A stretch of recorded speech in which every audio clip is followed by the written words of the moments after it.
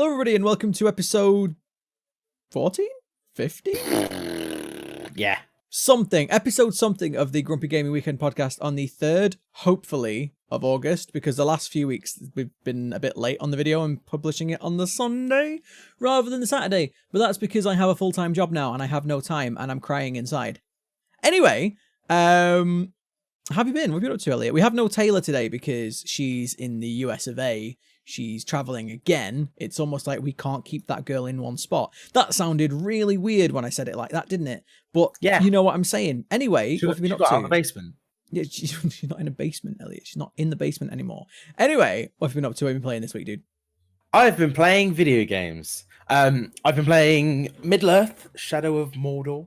Because I haven't played the second one, but I thought that I'd do a playthrough of the first one beforehand. First one was a cracking game. Yeah, I really enjoyed it. I mean, we nailed through it as well. Like, I did it in, I think, like a week or a week and a bit. I finished up on Finish It Friday because DJ always complains that I start games on Finish It Friday, not finish games. And I keep pointing out to him that you have to start them to get to the end. DJ is a regular viewer of both of our Twitch channels. If you're like, who is this DJ man? Do you have a DJ in the basement too? Like, yeah, of course we have some entertainment for Taylor while she's down there. Yeah, we're not animals. No, feed her. But yeah, so like I finished that off because I'd like two missions left to do, and then I started Hellblade. So I played some Hellblade: Senua's Sacrifice. Yeah, you started that today. If you like panic with weird sound prompts, do not play it with headphones because it's like always whispering. It's just like, oh yeah, you can't do this. And I'm just like, if you've never heard of that game, Hellblade was a small indie game that kind of blew up really because it was really, really good. It was it's portraying a girl with psychosis. And the whole way through the game, you have these whispers, like these voices in your head, and I really enjoy them because they're kind of like sometimes they help you and sometimes they hinder you and sometimes you don't know. Like there's quite often when you're in combat, they'll be like behind you, and then there'll be someone behind you. And I know on my playthrough, I don't know if you've seen this on your playthrough, but I know on my playthrough, like about halfway through the game, they started to say like behind you, and you turn around and be no one there. And I was like, what the fuck? Why would you do that? Like, I've been actually avoiding listening to them because they make me angry. I'm also really bad at combat. Yeah, I could tell. I was watching. I found out today.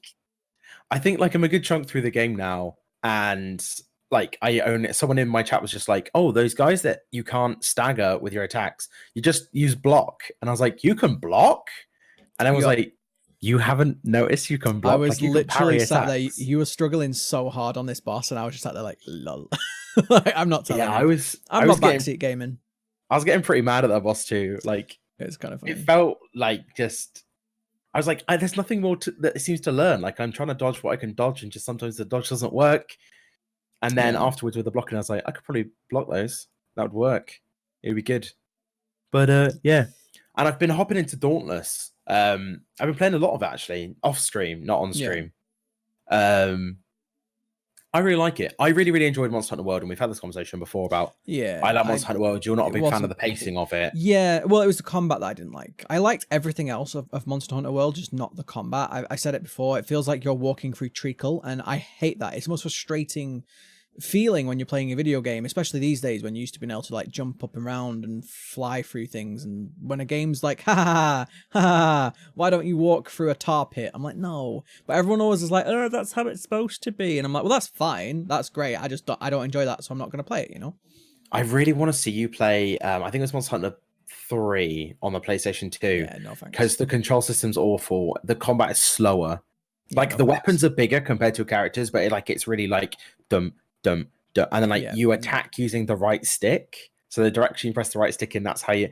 And yeah, it's awful. You would hate it, and I want to watch you play it. I would would take the Grumpy-Brit to a whole new level probably.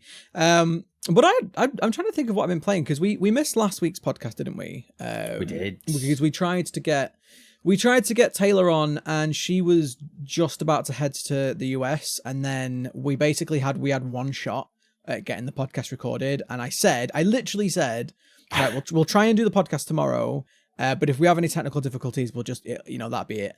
And Taylor had technical difficulties; she had blue screens, so we just decided to call it last week. And I was super busy with work anyway, so we apologize for missing last week, but here we are this week. We're trying our hardest not to miss a week, because we missed a couple recently, but it is all depending on like our schedules, because now I have a job. We've got 3 of us to try and get schedules through, but we're trying to keep this a weekly show, even if it's just, you know, me and Elliot. So sorry. But we missed last week. I'm trying to think of what I spoke about. I think I've already spoken about Visage because I finished Visage. Yeah, we did a brief Visage. Yeah, because I hadn't finished it last week. This week, and I missed the start of your stream. The one that I played on last Thursday, Neverending Nightmares. I played. Maybe? Yeah. It was black and white and looked like 2D-ish. Yeah, so I played for Scary Game Thursday this week. I played Neverending Nightmares, which is a game that I've owned for like years and just never got around to like finishing it. It was all right. It was short and sweet, 2D. It was really weird in that it was like super slow, and then nothing would be happening. There'd be like the odd like little like, oh, that was a bit creepy, and then boom, all of a sudden something weird happened on the screen, and then you just went back to being like, oh, we're going back through the doors and back through another door and back through another door and back through another door and back through another door, and oh, weird thing. And it was okay. I don't think it was a bad game. I think it was a nice little short game. I think if it had gone on any longer, I'd probably been like, ugh. So we did that, and then I started to play through Devotion again. I always get them confused between Detention and Devotion. But I started playing through Devotion again because I was talking to a couple of people in my chat who'd never seen it, and I was like, well, a lot of people haven't seen this game, because if you didn't hear about the news with the Devotion when it first launched, it had a bit of a weird controversy in that it was a Taiwanese game made by a Taiwanese indie studio. And I've talked about it on the podcast before ages ago. And it came out and got really good reviews. Everybody on Steam was reviewing it really, really well. It was really, really great. And about I think less than a week after it launched, somebody found a reference to a meme that mocks the Chinese president and Barack Obama. If you've never seen it, there's this picture of Barack Obama and the Chinese president. I don't know if he's still a current Chinese president. I have no idea. But they look identical, like Winnie the Pooh and Tigger. Like together they look like them. And so the game referenced to that, and China found out and was like, no. And so what happened was because it became a massive controversy and a lot of Chinese people started review bombing the game, they took it off Steam. But that wasn't enough for the Chinese. They then decided that they were going to go and review bomb another game made by the same studio, even though that game, Detention, had no references to the Chinese government in it at all. So then they went and completely review bombed that game. That game got a very negative score on Steam, which Steam did actually overturn, which I'm glad they did, because that was so unfair, because that game had nothing to do with it. But the Devotion at the time of speaking is still not available on Steam, and to be honest, I don't think it's coming back. I don't think they're going to be bringing it back on Steam. I think that game is just done. I think so. If you don't own it, unfortunately, you can't play it. It's like PT. If you can't download PT anymore, so that's 2 horror games that I now own that some other people don't.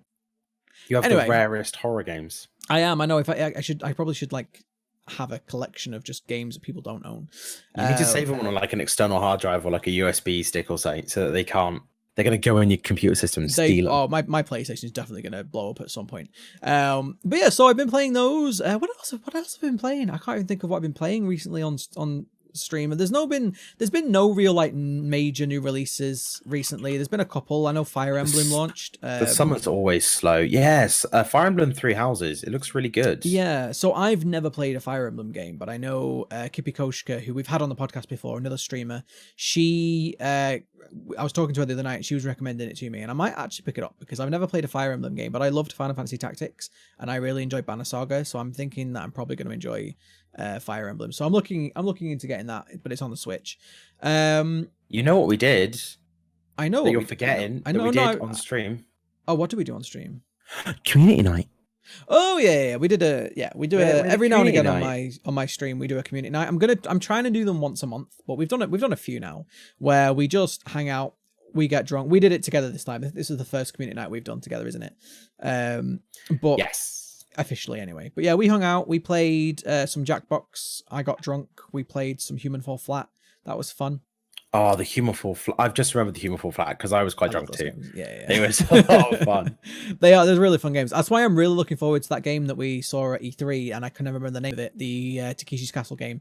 Fall Guys? Yeah, I'm really looking forward to that. That'll be a community night game for sure. I want it in my life. Yeah, so bad. If you didn't see it at E3, it's essentially, if you've ever seen the game show Takeshi's Castle or Takeshi's Castle, however you want to say it, it's essentially the video game, and it's up to 100 people can play It's essentially like a battle royale game show.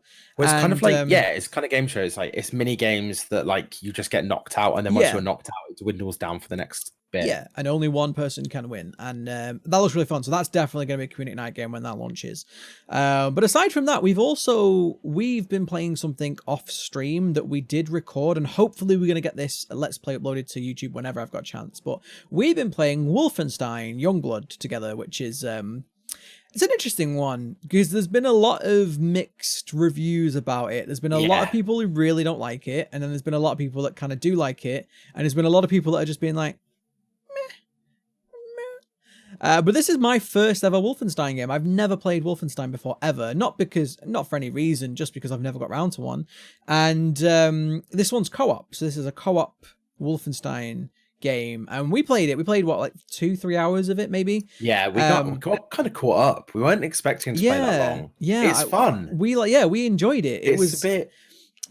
It basically just feels like an old school first-person co-op shooter, like a co-op first-person shooter, something like maybe like like Red Faction or Half-Life, something like that, but with a slight kind of open world. Like you have a hub and you can go around the city, and there's different missions that require you to go to different parts of the city. So it's kind of like halfway between like a live service game and halfway between a co-op first-person shooter, but it's okay. I wouldn't say it was like, oh my god, amazing, but I wouldn't say it was absolute, dog crap either. Like, I thought it was all right, but I think a lot of people are getting really upset with the microtransactions in that game, and you know me, like I can understand that. I can absolutely understand people getting annoyed at microtransactions, but in this one, you can buy skins that you can either use the in-game currency that we haven't found to be that difficult to get a hold of yet, but then some of them do require quite a lot of it,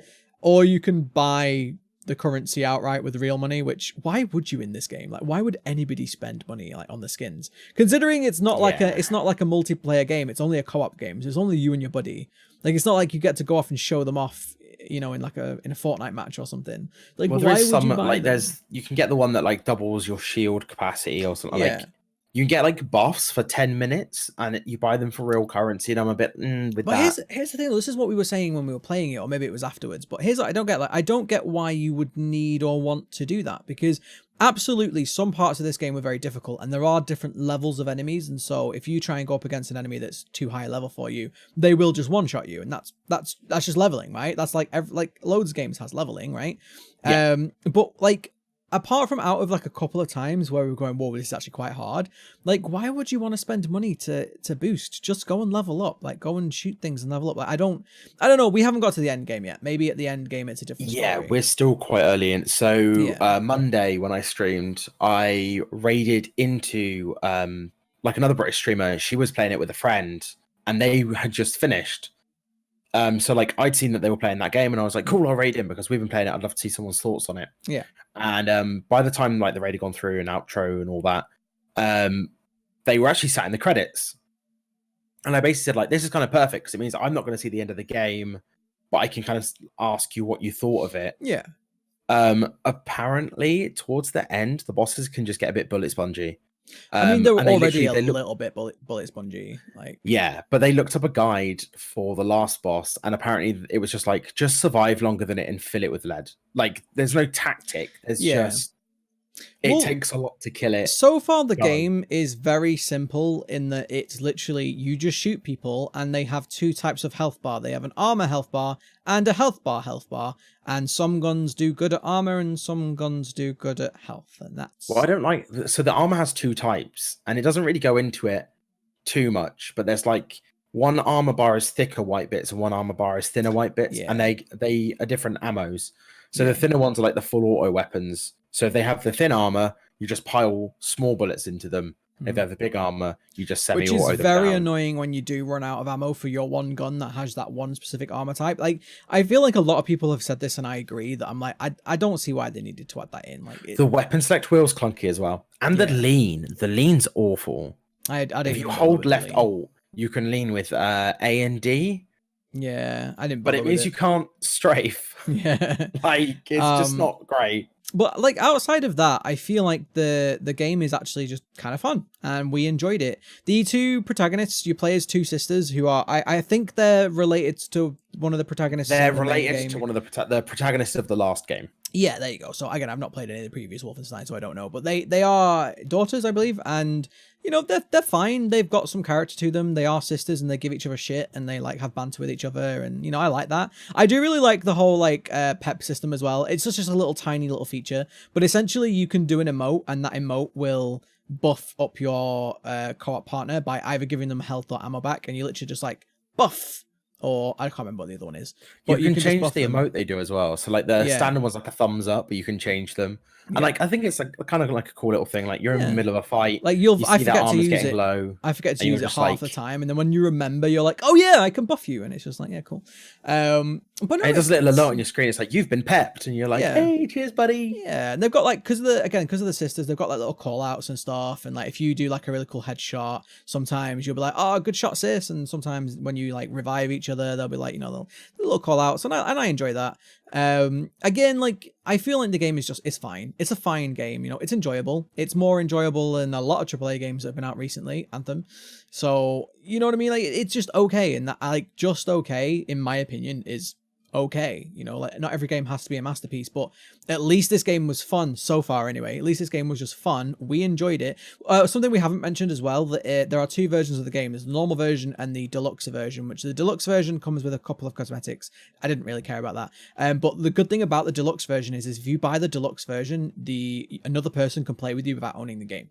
So I think the deluxe version is like maybe £10 more. Yeah, I think it was like 25 25 for the regular and 35 for the normal the deluxe. Sorry. So we did it. I bought the deluxe edition, and then you just played my game. You didn't have to own it, which I thought was really cool because I know we're going to keep playing it anyway. So why would both of us have to buy the game? I think that's a really nice touch in this era of, you know, like how much money can we squeeze out of people? Like I like that. I like the fact that they were like, yeah, do you know what? If you and a buddy want to play it together, just one of you has to buy the game.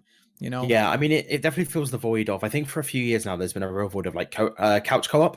Mm-hmm. So like you get a new game, and then you go to your friend like, "Oh, I got this new game. Do you want to come over and we'll play the co-op?" Yeah, definitely. And there's a definitely. lot of people now that like, "Oh, why would I go over to a friend's house and like use the scummy second controller and do like all this kind of stuff?" Yeah. And I think it's a really good modern answer to that. Make a co-op Absolutely. game, make so that you can invite a friend and they can play on your effectively on your license of the game.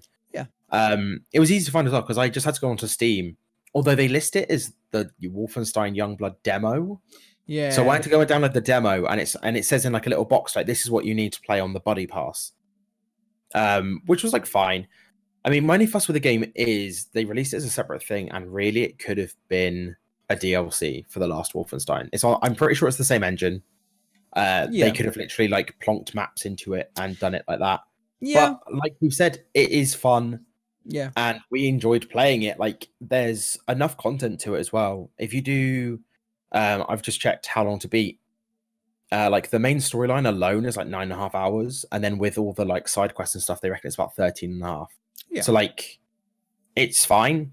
Like that's enough game for me for the price that it's at. Like, says you, the person who didn't buy it. Well, yeah, I got it for free. So any amount of playtime is like, woohoo. Yeah. But yeah, I mean, I really like the collectibles in it. There's a lot of like 3D models and stuff. There's 3D glasses sat around in places. You pick them up and it gives you a 3D model. We had a conversation about this. So when I play first person shooters, whether it be like BioShock or anything, I really don't care about collectibles unless they give me something in the game like an extra power or something like that or a skin or whatever. I just don't care about collectibles. I want the story and I want to shoot things. And we're very different. Like I love collectibles on how we play. And I remember we had a conversation about it where I was like, I don't give a shit about these collectibles, and you were like, well, actually they give you silver coins, and I was like, oh, I care about these collectibles. I was like, yeah, they give you coins and XP, and I was like, oh, okay, what? Cool, I'm sold. I'll pick up this crap, sure. I love just little. I really like having it in games where it's just like, oh, you can go around and pick up like Batman Arkham had the Riddler trophies. Shadow of Mordor has like you can go and get artifacts and you can get symbols. I was going to say, I feel like that was the one exception to that. That was the one game that I actually went around and collected everything was Batman Arkham City, just because I don't know, I love that game so much. But yeah, in general, like I don't feel a need to do it. I know when I've streamed games in the past where people are like, oh, you missed that collectible. I'm like, deal with it, because I just really don't care. Like I'm there for the gameplay mechanics and the story. Like that's all I'm there for. Again, unless there's something like now and again, I will like 100% a game, but it's very rare for me. I'm not the kind of person that needs to do that. But it was good that the game again accommodates that different play styles. They already kind of understand that maybe if one of you doesn't want to go around and get collectibles, well, at least you're going to get coins and XP for it. So you're going to get some benefit of doing it. So and it also kind of led to this thing where I remember there were little puzzles where we needed to open little boxes, and you kind of had to help each other to do it. And it was kind of like, well, if we're going to do that, then we're going to get a reward out of it. So I like it. I'm enjoying the game so far. We'll see how it progresses. We'll see when we get to more of the end game. We'll see if we still have the same opinion. So next week maybe we won't, if we get a chance to play more of it. But that's what we've been playing. I'm sure I've forgotten a game that I've played, but anyway, that's what we've been playing this week. Let's move on to the news, shall we? Because there's been some big ones this week. So did something happen on Twitch? Oh, wait, did internet news happen? I think something did happen on Twitch. Quite big news actually. If you've not heard of it yet, I don't know where the hell you've been. But Twitch, I nearly said Twitch has left Ninja then. No, it's the other way around. Ninja has left Twitch. Twitch has left Ninja. They were like, get the fuck out. No, Ninja has left Twitch officially, which is, I think for a lot of people, a big shock. Like a very, very big shock, because I feel for quite a while now, Ninja has been like almost the face of Twitch.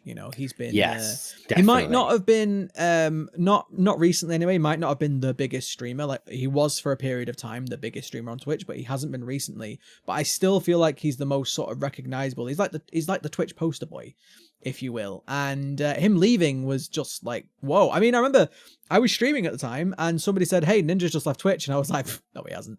And they were like, yeah, he has. Chat at the time. Yeah. And it was just like, no, Ninja's left Twitch. And you were like, no. And I was like, yeah, Twitch have unpartnered him and everything. Like they took away his kick. I Googled it and I was like, oh God, he actually has. Like, holy and shit. you were like, oh. Like, yeah, Jesus Christ. But so he left. He's now an exclusive streamer for Mixer, which is a big move. He's saying now it's interesting. We're gonna he add said some a conjecture. lot. Yeah. We're gonna add some conjecture into this one because he's saying that it's he wants to get back to his roots of streaming. Did you read the rest of the quote from that's brilliant? It's like, I want to get back to my roots because originally I streamed Halo, which is owned by Microsoft, and Mix is owned by Microsoft. So that's back to my roots. It's just like, what? Well, obviously, Halo is one of the top streamed games on Mixer.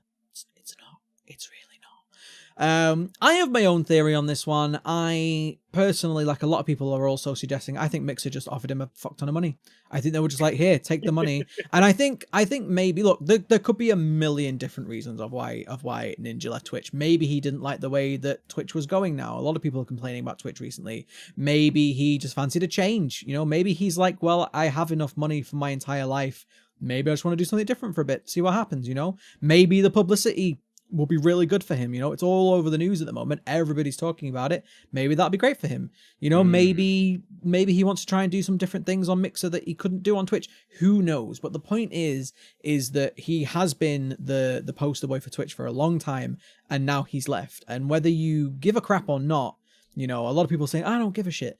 It's going to have consequences for everybody. It's going to have consequences for Twitch streamers. It's going to have consequences for Mixer streamers. It's probably even going to have consequences for D-Live streamers. Let's be honest, right? I've seen a lot of people, it's been really funny. I've seen a lot of people being like, oh, hey, now that Ninja's left Twitch, can I talk to you about D-Live? And I'm just like, nah, you can't, go away.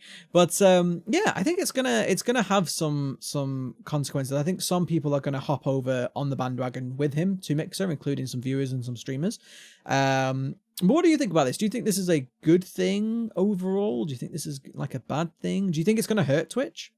I think it's definitely nuanced, because I think one of the biggest things that strikes me in this is Twitch have put a lot of time and effort recently into Ninja.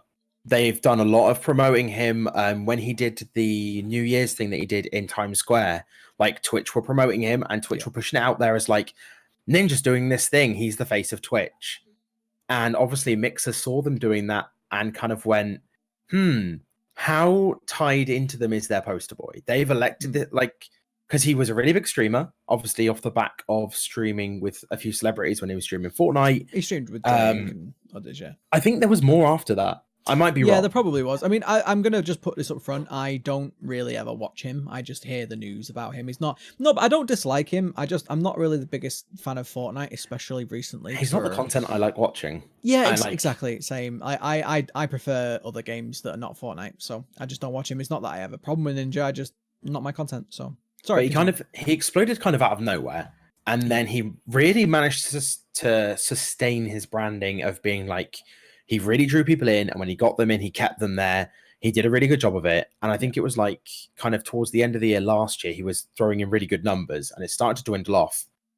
And Twitch when you say dwindle off, he's still hitting really still good huge. numbers. Like I think huge I was watching a video about it on YouTube last night, and I think he was hitting, was it 50,000 concurrents or was it 500,000 concurrents? 50,000 concurrents. Someone basically put it down as like at one point the level of subs he was making, it was like pushing 2/3 of a million plus a month of revenue. Well, he was earning $500,000 a month on Twitch revenue alone, excluding all of his sponsorships and all of that rubbish. But yeah, so he was definitely pulling like funds and stuff. Yeah.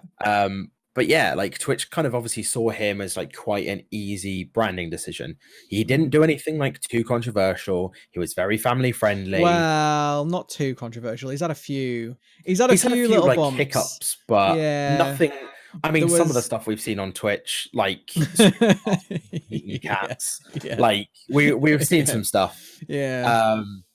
So he's pretty much in there for Twitch to have been like, okay, here's Ninja, here's like look, this is a streamer, look at it. And then obviously Microsoft just kind of went, what if he was our streamer? And it's just, what if we got you guys to promote him for ages? Do you think Mixer do you think like Mixer has like a Discord like profile, right? And then Twitch has like a Discord profile, and like Mixer just DM'd Twitch being like, hey, nice streamer you got there. Oh yeah. Shame if something happened to it. Like we just stole him.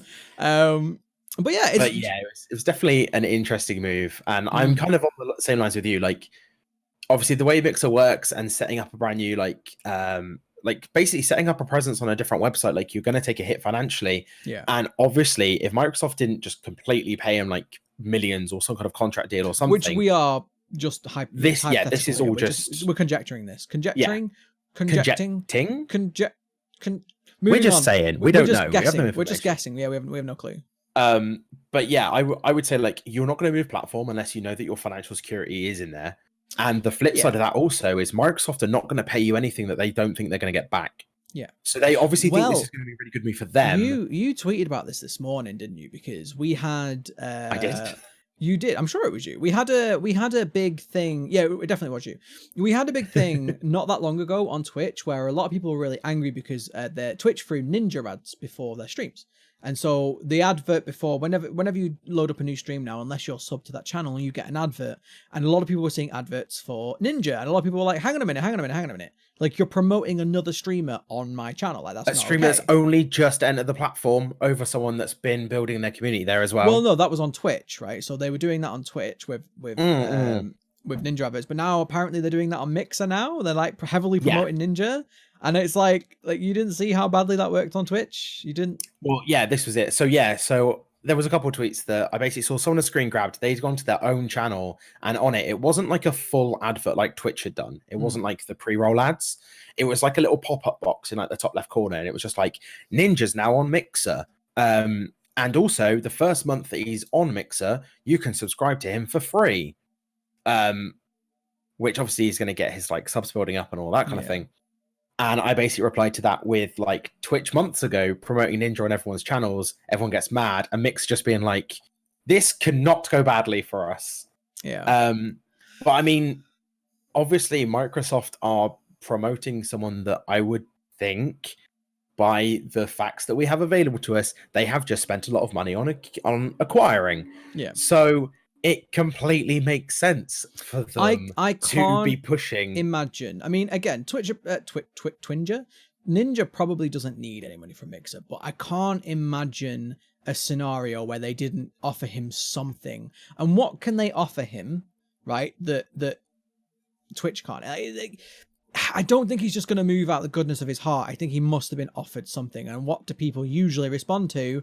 cold hard cash, right? Like I can't imagine what, unless they literally said to him, hey, you can have special privileges to stream something that Twitch wouldn't let you. Like, do you know what I mean? So I think something that is a possibility is that a lot of people compare the communities from Twitch and Mixer, and a lot of people tend to say that Mixer has a better community, which I don't want to anger anybody here, because most people saying that Mixer has a better community are, oh, did you guess it? They're Mixer streamers, right? Or Mixer viewers. So I feel like, from my experience of Mixer, because I created an account on Mixer ages ago, like over 6 months ago, I created an account on Mixer, and I was going to start doing the occasional stream over there, just out of curiosity more than anything else. And I decided not to. I decided that I didn't have the time. But from the limited amount of experience that I have on Mixer, it seemed just more relaxed. Like, it does seem a lot more just chilled out. But that might sound like a good thing, but then also you don't have the same levels of hype that you have on Twitch. So it's kind of like a more relaxed atmosphere, which for some people is going to be amazing, and some other people is going to be absolutely crap, because some people live on the hype. You know, some people live on the hype train, and if that's the kind of person you are, I honestly don't think Mixer is for you, because I feel like Mixer is a lot more chilled out. You don't seem to see as much drama or as much, you know, crazy stuff happening on Mixer as you do as Twitch. And again, some people are going to love that, some people aren't. So I just can't, though, in my head, believe that that was enough to convince Ninja to leave a site that makes him millions, you know? Like, I just can't. You know, obviously he's going to continue to make a lot of money on Mixer. Like, I really highly doubt that this is going to harm his income that much, but it's, why else would he leave? Why else would he leave? I don't know how. This is the problem. I don't know much about Mixer. I don't know like their monetization model, stuff like that. I mean, Ninja's Live at the moment, whilst we're recording this, sat with 67,000 viewers. Yeah. Which, compared to his Twitch numbers, that's not a lot. Like, I don't know. I feel like his average on Twitch at the moment is like 50,000. So fair. I'm trying to find averages, but I'm not very good with social. The thing with Mixer, and again, I'm not an expert because I only go there occasionally, but the thing with Mixer that I know is that they have their own currency called Sparks, and you earn Sparks just passively by watching. And so when you are watching a stream and you're passively, even if you're lurking, by the way, you can go away and do other things and you still earn these Sparks. You can then spend them in a stream, much like you can spend bits. And I know a lot of streamers, once they hit the Mixer's like affiliation or partnership levels, I can't remember what they call them, they can, if you cheer enough of those Sparks in their chat, they will get a payout. And so for a lot of people, one of the draws of Mixer was that for a lot of people who were making no money at all on Twitch, all of a sudden had some money on Mixer. But the counter argument to that is a lot of people who start making money on Twitch end up making a lot of money on Twitch, whereas a lot of people on Mixer are only making some money. And so it's kind of this weird thing where it's like, if you are making no money on Twitch, here's a way that you can make some money. However, if you're making a lot of money on Twitch, there would be no reason to go to Mixer. Knowing that the community on Mixer is smaller, knowing that it doesn't have the same level of hype, knowing that, you know, Twitch is becoming mainstream now, which, like YouTube, you know, that comes with some good and some bad. But Twitch is becoming mainstream. A lot of people know Twitch, whereas a lot less people know Mixer. So it's one of those weird ones where for a lot of people it was a really good move, and a lot of people it wasn't. And I feel like I've known people that have moved to Mixer from Twitch and have been like, great, this is better for me, I love it. And I've known other people that have moved to Mixer and then gone, yeah, I'm moving back. So yeah, it's a weird one, but I think either way, I mean, in my opinion, and this is just for me, I think for me, a Twitch streamer, I'm kind of glad he's gone. Not because I dislike him, but because I feel like I'm hoping that opens up a slot for somebody new to grow into that slot. You know, I'm hoping that like, we already have people that are, you know, ninja levels famous on Twitch, but I'm hoping that kind of gives other people a bit of a chance. Like, I know there are tons and tons of Fortnite streamers that are struggling to gain any traction, and I mean, that's your own fault for streaming Fortnite, but like, I just hope that gives some more people a chance to fill that void. You know, I feel like it's there's an opportunity there. I don't think it's gonna kill off Twitch. I think Twitch is gonna be just fine without Ninja, so I think it could be a win-win for everybody. Who knows? I'm interested to see how Twitch move forward with this, though, because obviously Twitch did a lot of like promoting Ninja and like making him the face of Twitch and things. And I don't know whether they're just going to be a lot more careful with that in the future, which Well, unfortunately means that, like, whilst, yeah, it leaves a space in Twitch for the people that were chasing Ninja Shadow to bump up a bit, and maybe some of the viewers that he had that are hardcore Twitch fans will then kind of disperse into the rest of Twitch. But is it going to stop Twitch, or at least deter Twitch from being like, okay, we don't want to be like, here's the new ninja, basically. Like, here's the new person. I was that we're, gonna like, say, bailing on like, Twitch. so one thing that I didn't mention when we were talking about Ninja being like the poster boy for Twitch is that I do actually think they already had like a, not like a backup, but I do think that they were already making these decisions, because I've seen a heck of a lot of promotion for a streamer called Fusely, who another streamer that I don't personally watch her that much, but I've watched a couple of her YouTube videos. Like, she seems fairly, well, like the pasta. fairly fine. Fusely, like Fuslie, I think, or Fair enough. I've never heard anyway. of her. Well, you'll know her face. You'll know her face if you did like a quick Google of her. You'd know her face. She's like basically in all the Twitch mini ads and stuff. She was in the ads, the Twitch Sings ad when they were announcing Twitch Sings. She was in that.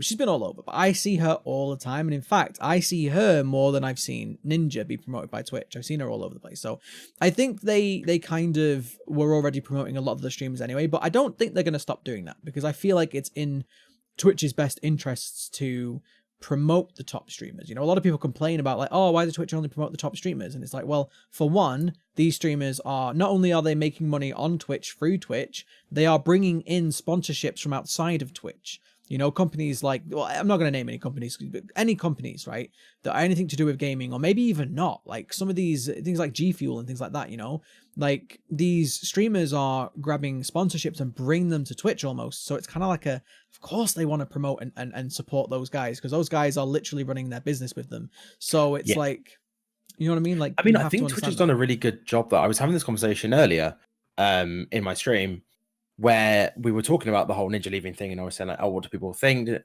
And someone was basically a bit like, oh, well, like Twitch partners get kind of like a lot of everything, and like basically there actually was a bit like, the less Twitch partners there are, the better it is for everyone else. And I was like, well, not really, because Twitch has done such a good job.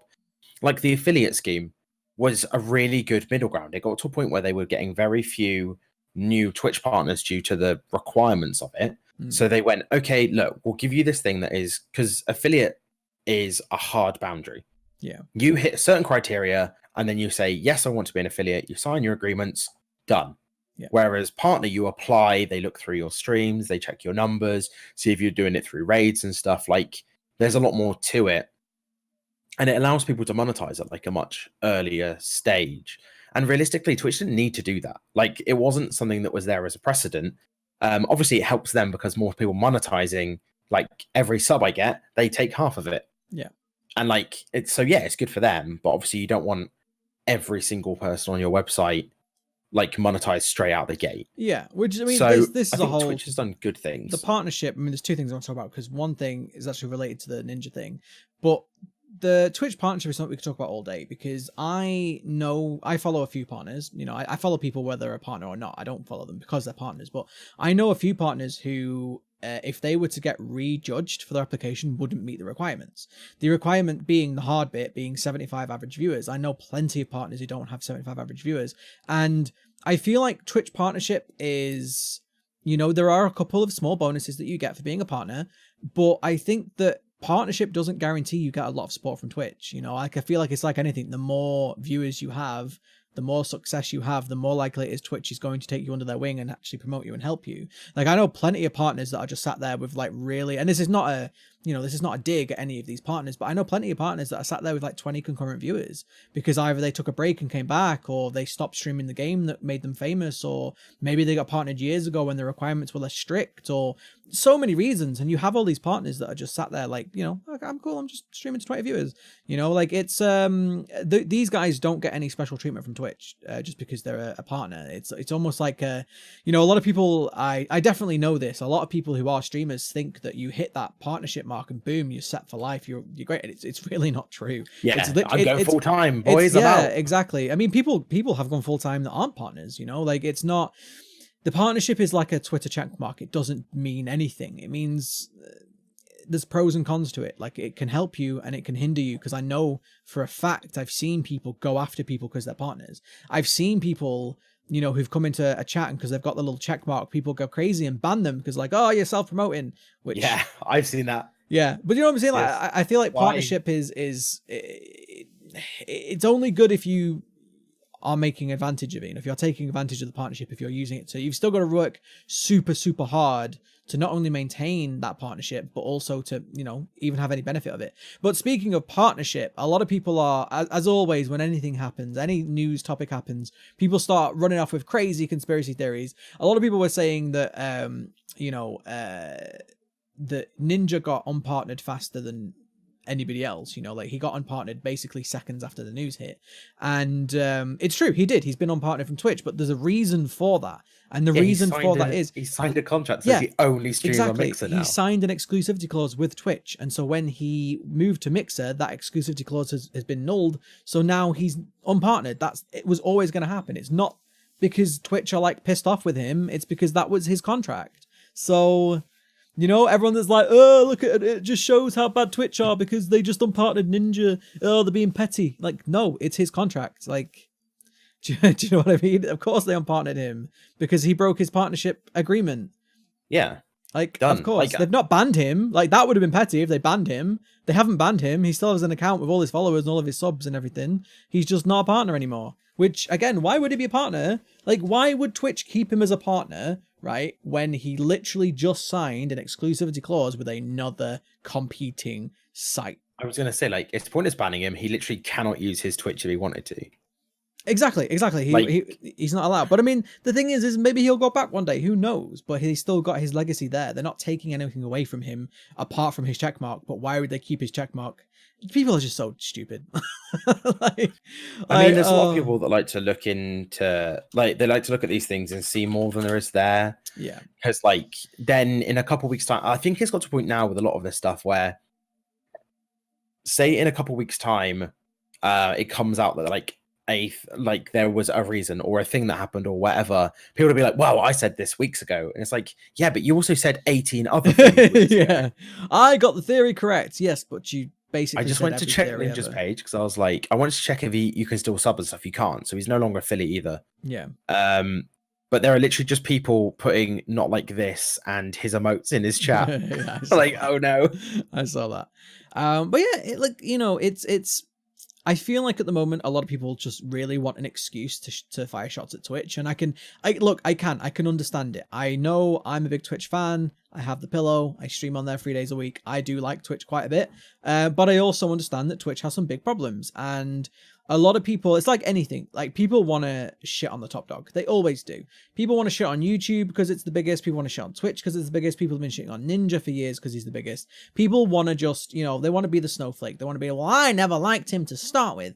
You know, people just want to shit on what's hot, and we're never going to stop that. But there's definitely an element of a lot of people that are looking into this more than it needs to be. Like, so we don't know why he's moving. And at the end of the day, like, Twitch aren't doing anything that they wouldn't have done with anybody else. You know, they're not throwing the dummy out the pram. All right. They're literally just, well, okay, he left. Well, then we're taking his partnership away, which was going to happen anyway. But that's it. Anything else you want to say about Ninja? I mean, like I say, I don't watch him anyway, so I won't be going over to Mixer. I know a lot of streamers that are like, oh, I might go.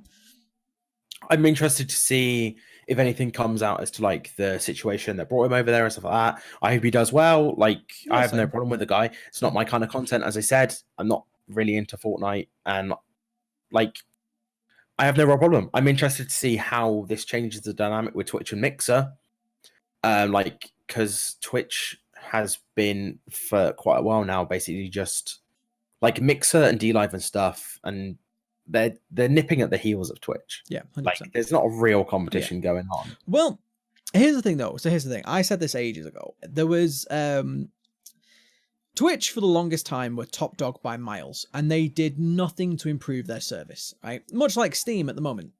And as soon as Mixer started to gain some traction, and it did for a little while, Mixer was gaining some traction. It was growing quite well. As soon as Mixer started growing, Twitch were like, oh, oh, hey guys, look at all these new features we just decided to roll out for no reason because we love you. Please stay here.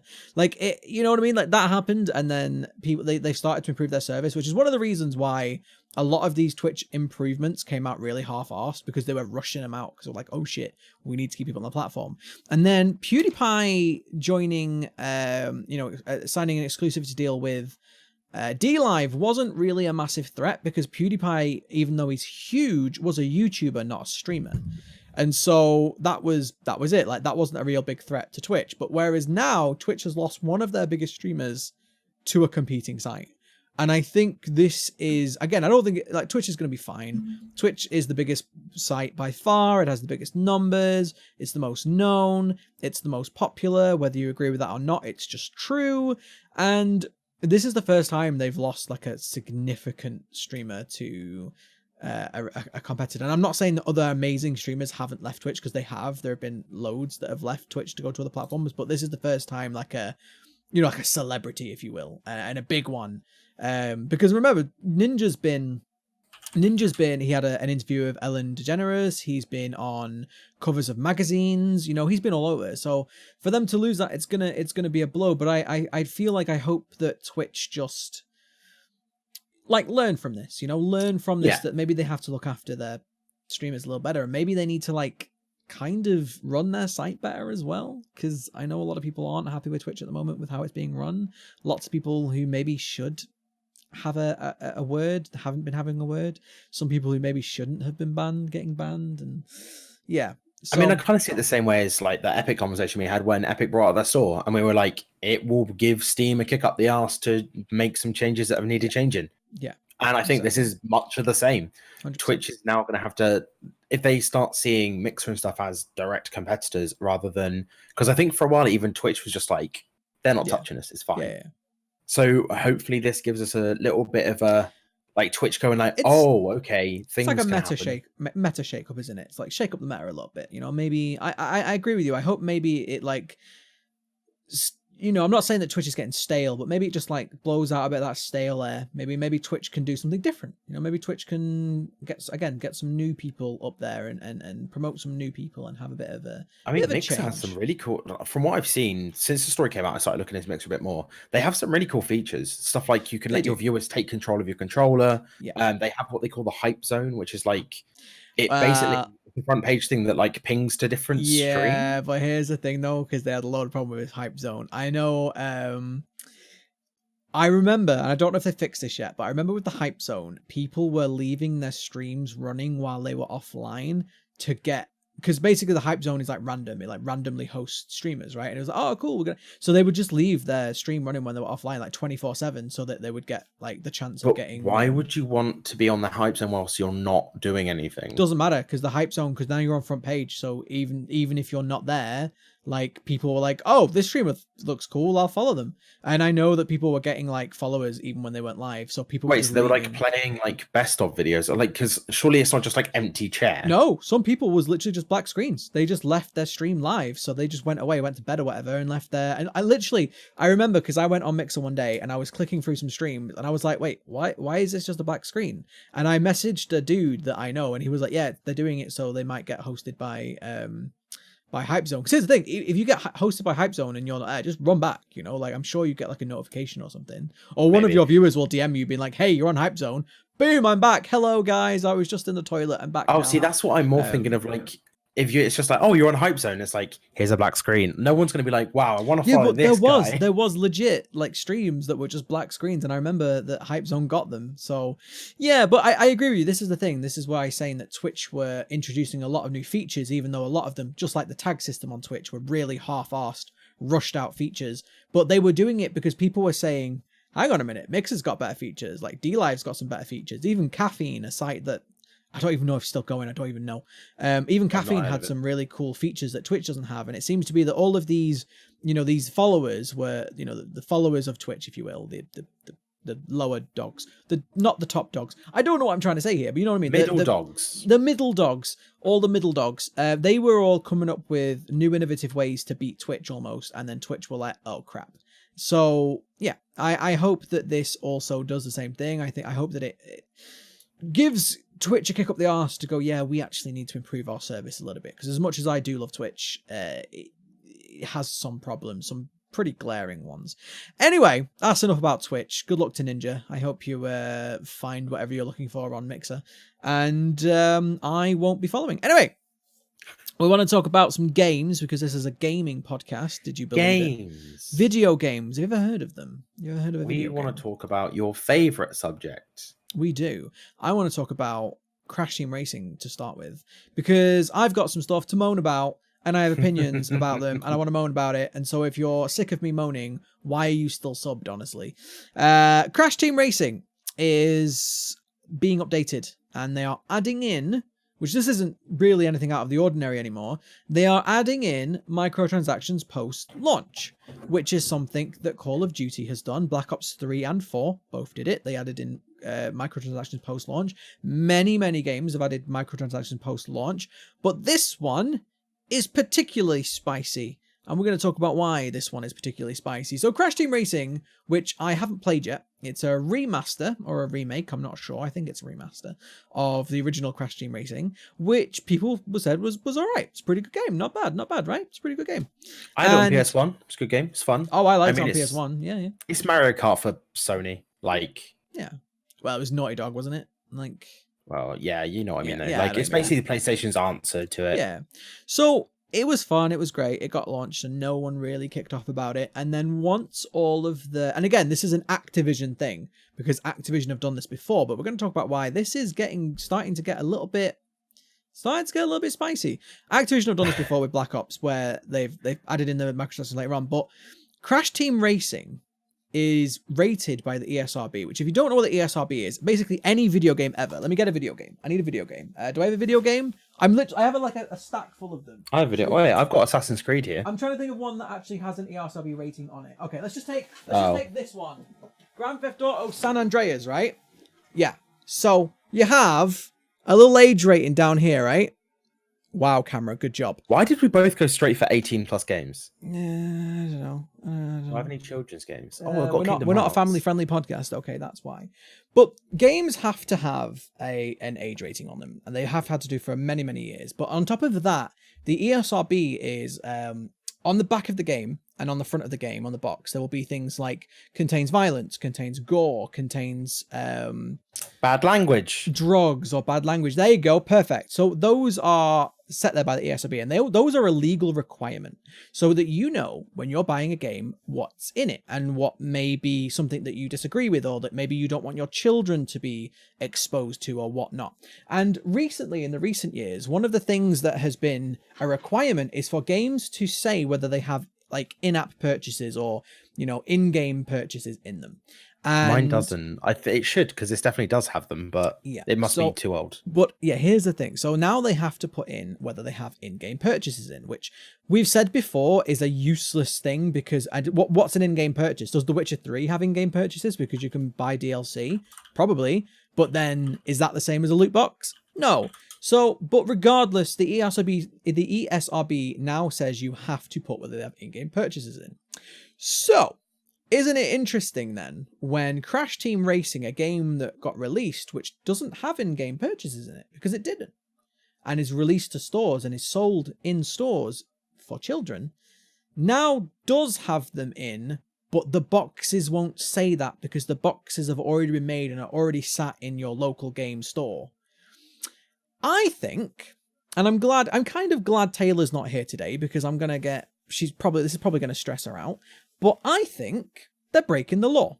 I think Activision, I do, and I'm saying this, I think it's an opinion, you can't sue me for an opinion, but I think Activision are breaking the law on this one because they have put in-game purchases into a game, and now they are not legally showing that. Any Crash Team Racing in any store in the UK or anywhere around the world is now not, in my opinion, doing what they legally have to do. So, for some context, these in-game purchases, there's a couple of them. There's skins and cosmetics, which I know people go, it's just cosmetic. If you believe that, go watch every Jim Sterling video ever, and he'll tell you why that's not okay. But there are two. There are in-game skins, and then there are also a currency. There are Wumpa coins, and I believe you can buy boosters that allow you to get more currency. I think, which, we could have the argument of, oh, it's pay to win, blah, blah, blah. It's Crash Team Racing, who gives a crap. But the point I am making is that Activision are now selling a game which is not abiding by the ESRB, in my opinion. So this is a weird one, and we spoke about this a couple of weeks ago on the podcast where I said, should we as consumers be allowed to refund a game when it gets changed more than reasonable? When I say change, a patch or an update, fixing bugs, maybe adding in new content, that's fine. But what about when a game is sold with no microtransactions and then suddenly has them? I believe firmly that if a game adds in microtransactions after launch, you should be allowed a refund. I think that should be a legal requirement. But what do you think about this? Do you think that this is, do you think I'm going too far? Do you think that this is a bad thing? I think that Activision are going to have a very easy loophole to this, because the game that you buy in a CD is the base game, and the base game doesn't have microtransactions. There is but the game has been patched, though. Yeah, so there is now a patch, the game the patch that you in the own. box. True. So I reckon they're going to get around it by basically being like, well, the patch is in the box. And then I'm assuming what they will have is when you do the patch, it will be, oh, with this update, it introduces microtransactions, and they're going to get around the ESRB that way. So I'm trying to check the store now, basically just to be like,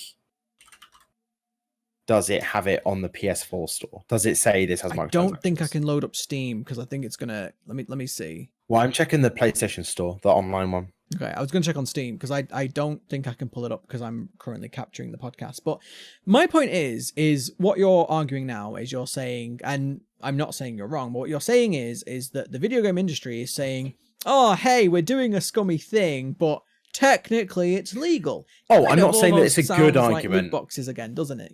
I'm just saying. Oh no, I agree with you. That's probably the angle they're going to take. Oh, but that's again, why I can't find it on there. That's £3.99, and that's the PlayStation 1 version. That's probably why. I remember I complained about this with Black Ops 3. Black Ops 3. How long ago did that come out? Right? I complained about this. I'm actually going to check. When the hell did Black Ops 3 come out? Because this is the first game that I remember that did it this egregiously. So Black Ops 3. When did that release? That released on where is it? Where's the release date? Like Google, why do you not give me that? Oh, 15. There we go. 2015. So 4 years ago almost. November 2015. So 4 years ago, I said this is bullshit. Because what they did is they released the game, and then later on, after all the reviews had come out, after all of the, Metacritic scores and blah, blah, blah, blah, blah had come out, they then added in the microtransactions. And they did the same thing with Black Ops 4. They waited for all the reviews. They waited for everybody to say, this game's okay, this game is fine. And then they added in the microtransactions. But now they're doing the exact same thing. So this is the third strike for me on Activision. This is the third time they've done this that I know of. But not only now are they doing that, but now they're also voiding every physical copy of the game ever, because now those are showing misinformation. And this is why I feel like this is a legal territory. Now, by the way, if anyone's like, you're not allowed to say it's libel, I'm stating my opinion here. My opinion is that this is bordering on illegal, because you are now mis-selling things, aren't you? Your box that says that no, it's fine, it's got no in-game purchases, is now technically incorrect. And so if you take it as another way, if you were to sell a burger, right, and you were to say this is a beef burger, and then later on you actually added some horse meat into there and was like, yes, this is still a beef burger, you'd be breaking the law, right? That actually happened in the UK, by the way. Aldi, good job. Was it Aldi or Lidl? It was a Aldi. supplier. So it was a supplier that they delivered to a few places. I know Tesco was definitely in there. Yeah. Yeah. So essentially a load of beef burgers, 100% British beef burgers, had horse meat in them, which I don't have a problem with eating horse meat, but tell me what I'm eating. But anyway, the point was it was a national scandal because that is against the law. You can't say this is beef and it's not beef. So I feel like this is the same situation. You can't say, especially a game that has been rated by the ESRB, which again, I could be wrong, but I'm fairly certain is a legal requirement now to have your game rated by the ESRB. So when your game is rated by not having in-game purchases and then you put them in later, but your physical copies still say no in-game purchases, I believe, again, my own opinion and all opinions are my own, that is borderline illegal. So I think that Activision are probably going to turn around and go, well, oh, we didn't know, oh, whatever. You know, they'll do that usual bullshit excuses. However, I do think that these are the kind of things that are going to get them pulled back in the UK courtrooms, because somebody's going to cotton onto this, like they have done with the loot boxes recently. Somebody's going to say, can't really do that though, can you? Good old Activision. And they're going to, it's going to lead to more, I don't want to say legislation, but it's going to lead to more people poking around video games. And this is not what we want. We want video games to have the freedom of expression and creativity. We don't want people who know nothing about video games coming over to this industry and poking about in them. Because at the moment, there's a lot of people who are, you know, and again, we need it. We need people pushing back against things like loot boxes. But there are a lot of people who are maybe not the best people, who maybe don't know as much about the industry as you or I do, who are coming over and are potentially writing new laws now about the video game industry. So yeah, I don't know. Activision, stop it. You've done it again 3 times now that I know of, and I'm sorry, I'm not going to sit here and let you get away with it. I'm going to call you out on it. And I'm going to let my fans know that you keep doing this bullshit, because you do, and it is bullshit, and this is the 3rd time. So anybody watching this podcast, if you're getting sick of me saying this shit, which some of you probably are, just think about how I feel. I'm sick of seeing this shit. So now you know we're all on the same page. But talking about games with bullshit in them, we got another big one to talk about, haven't we? You look confused then. You look confused. Yeah, it was just the transition was sudden. Yeah, it was very sudden. Wait, did you have more to say about Crash Team Racing? Did I cut you off? No, I mean, the only thing with it is I'm really interested to see, like, Activision's next game that comes out. A reviewer is just going to be like, we're going to hold off on reviewing until they bring transactions. You bring up a really interesting point. This is the problem though. They can't wait, because this is, and like Activision know this, right? The reason they can't wait is because people move on too quickly, right? The YouTube, anyone who does YouTube videos knows that if you want to do a news thing, you've got to be quick with it. Like, the people who get all of the thousands of clicks and views are the people that are there bang on day one with the news, you know? News drops on Monday night, you post a video on Monday night, right? And so people move on to the next thing within a few days. So this is why they do it, because they know all the YouTube videos are out there. They know all the reviews are already out there. Nobody who wants, you know, who's doing a career in journalism or a career in game news, nobody is going to wait a month, you know, to do a review on a game, because they won't get the views, they won't get the money. And that's what these guys are relying on. And I've said this on the podcast and on stream before.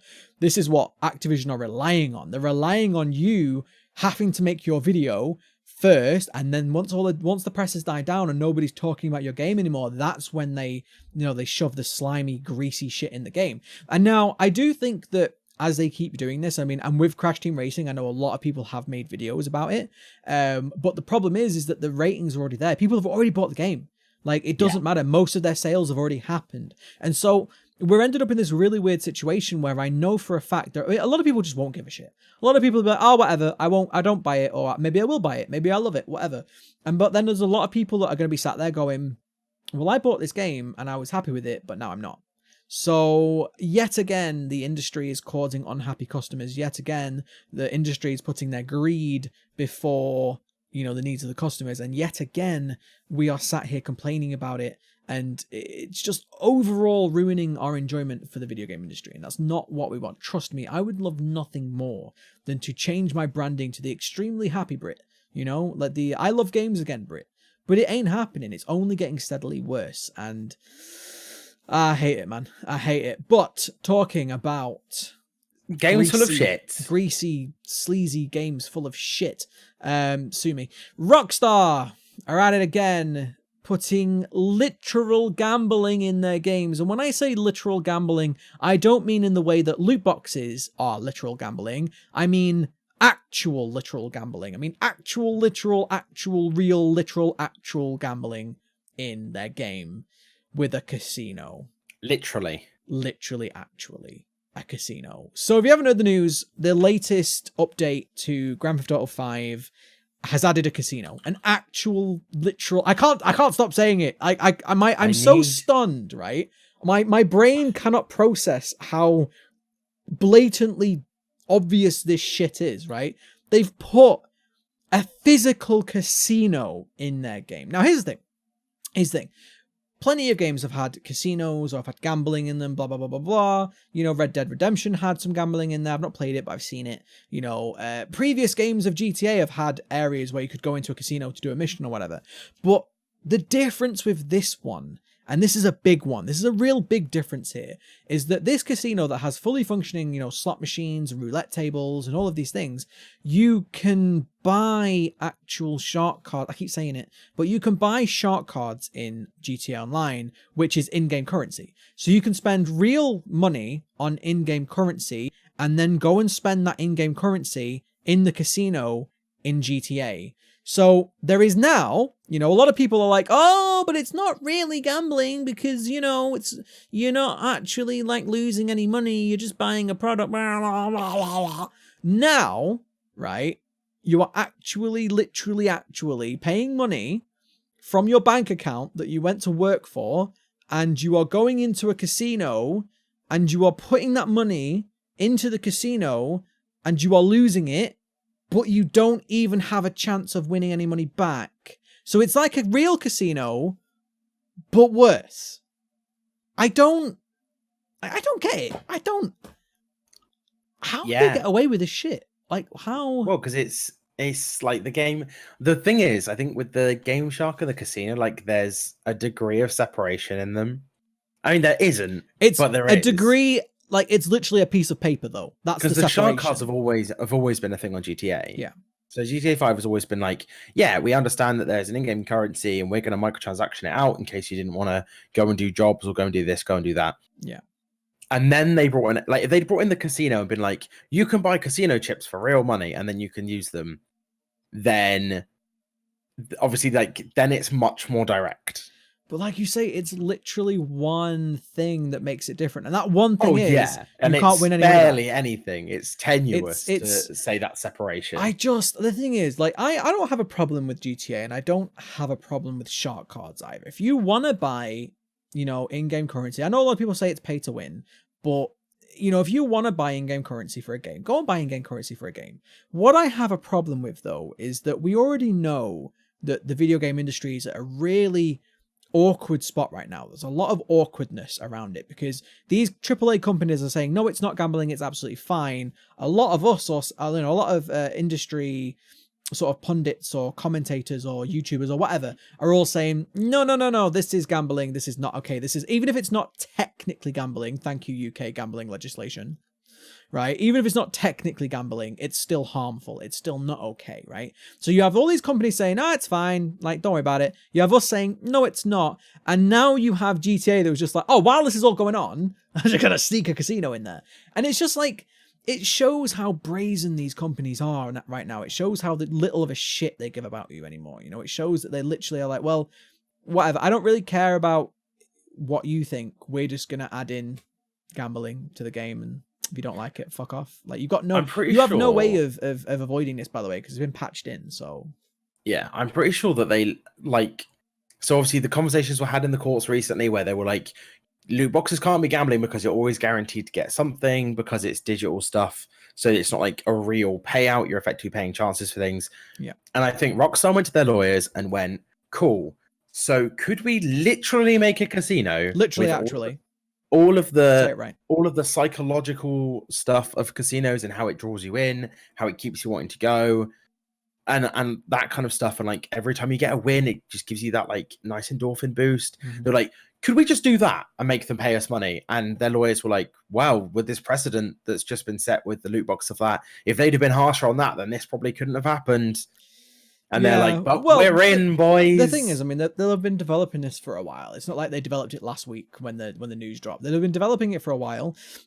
My argument is like, if you want to make a casino in your game and go, hey, players can come in and play in the casino and it'll be fun and blah, blah, blah. That's fine. But as soon as you introduce the ability to spend real life money that then goes into that casino, we have a problem, and we have a big problem. And the reason why we have a big problem is because, yes, this game, I believe, is rated 18. It's GTA always has been, as far as I'm aware. But we know that children are playing these games, and I 100% agree when people say, "Well, that's the parents' fault." You know, whoever lets their child get. Yeah, I agree with you. But the fact is, we know that kids play these games. I know they do because I've seen kids play. That sounds weird when I'm watching kids play games. I have family members. You know, I have people in my family who are children, and I see that they play games. Okay, like I see it, I know it. So. Yeah, okay, that might only be a small part of the problem because kids shouldn't be playing GTA, but we know kids are playing GTA. And one of the questions that was asked that doesn't get quoted as much with the whole loot box thing with the UK court where they questioned the people is they actually did say, like, you know, how do you know who's playing your game? They said to Epic, like, how do you know who's playing your game? Like, how old are they? And they were like, oh, we don't collect data on how old they are. They were like, so children play your game? They were like, oh, no, you've got to be 13 when you sign up on PlayStation Store. And they were like, is it possible, though, that a child may sign up for an account and then play? And they were like, well, yeah, it's possible. And here's the thing. I'm not saying that, you know, Rockstar should be held accountable for that, and they absolutely shouldn't. It's an adult game for adults, right? So if children are playing GTA, that's not Rockstar's fault. And I fully commit to that, because how would you ever, like, police this? Like, how would you stop a parent going, here Timmy, here 5-year-old Timmy, here's GTA, knock yourself out? And that's not Rockstar's fault, that's the parents' fault, right? But knowing that younger people, you know, teenagers and younger children are playing these games, and knowing that, you know, even adults who are susceptible to gambling, adults who maybe do get addicted to things very easily, like, you're allowing them to spend real money in a casino with no age restriction, no age checking, no one's checking ID, no one's being like, you can't come in because you're 10. So it's a really dicey situation. And even if you're a fully responsible adult, you're still being exposed to gambling. And some people, that's okay. Like for me, I can take it or leave it. You know, it doesn't bother me. But that's not true for everybody. And yet again, this is all being done in the name of pure profit. It's not being done because if they were doing this to make the game a fun experience, they would have disabled the ability to use shark card currency in this place, you know, in this casino. They would have said, once you enter the casino, you can't spend any money in there. It's just, you know, whatever. But the fact that you can buy shark cards, which then buy you currency and then you can spend it, like, that's where I have a problem, because now it is literally a casino. And you were saying apparently there's like a car that you can win in there that, like, yeah, so there's basically right in the middle of the floor. So you have table games like roulette and poker and that kind of stuff, and you have slot machines.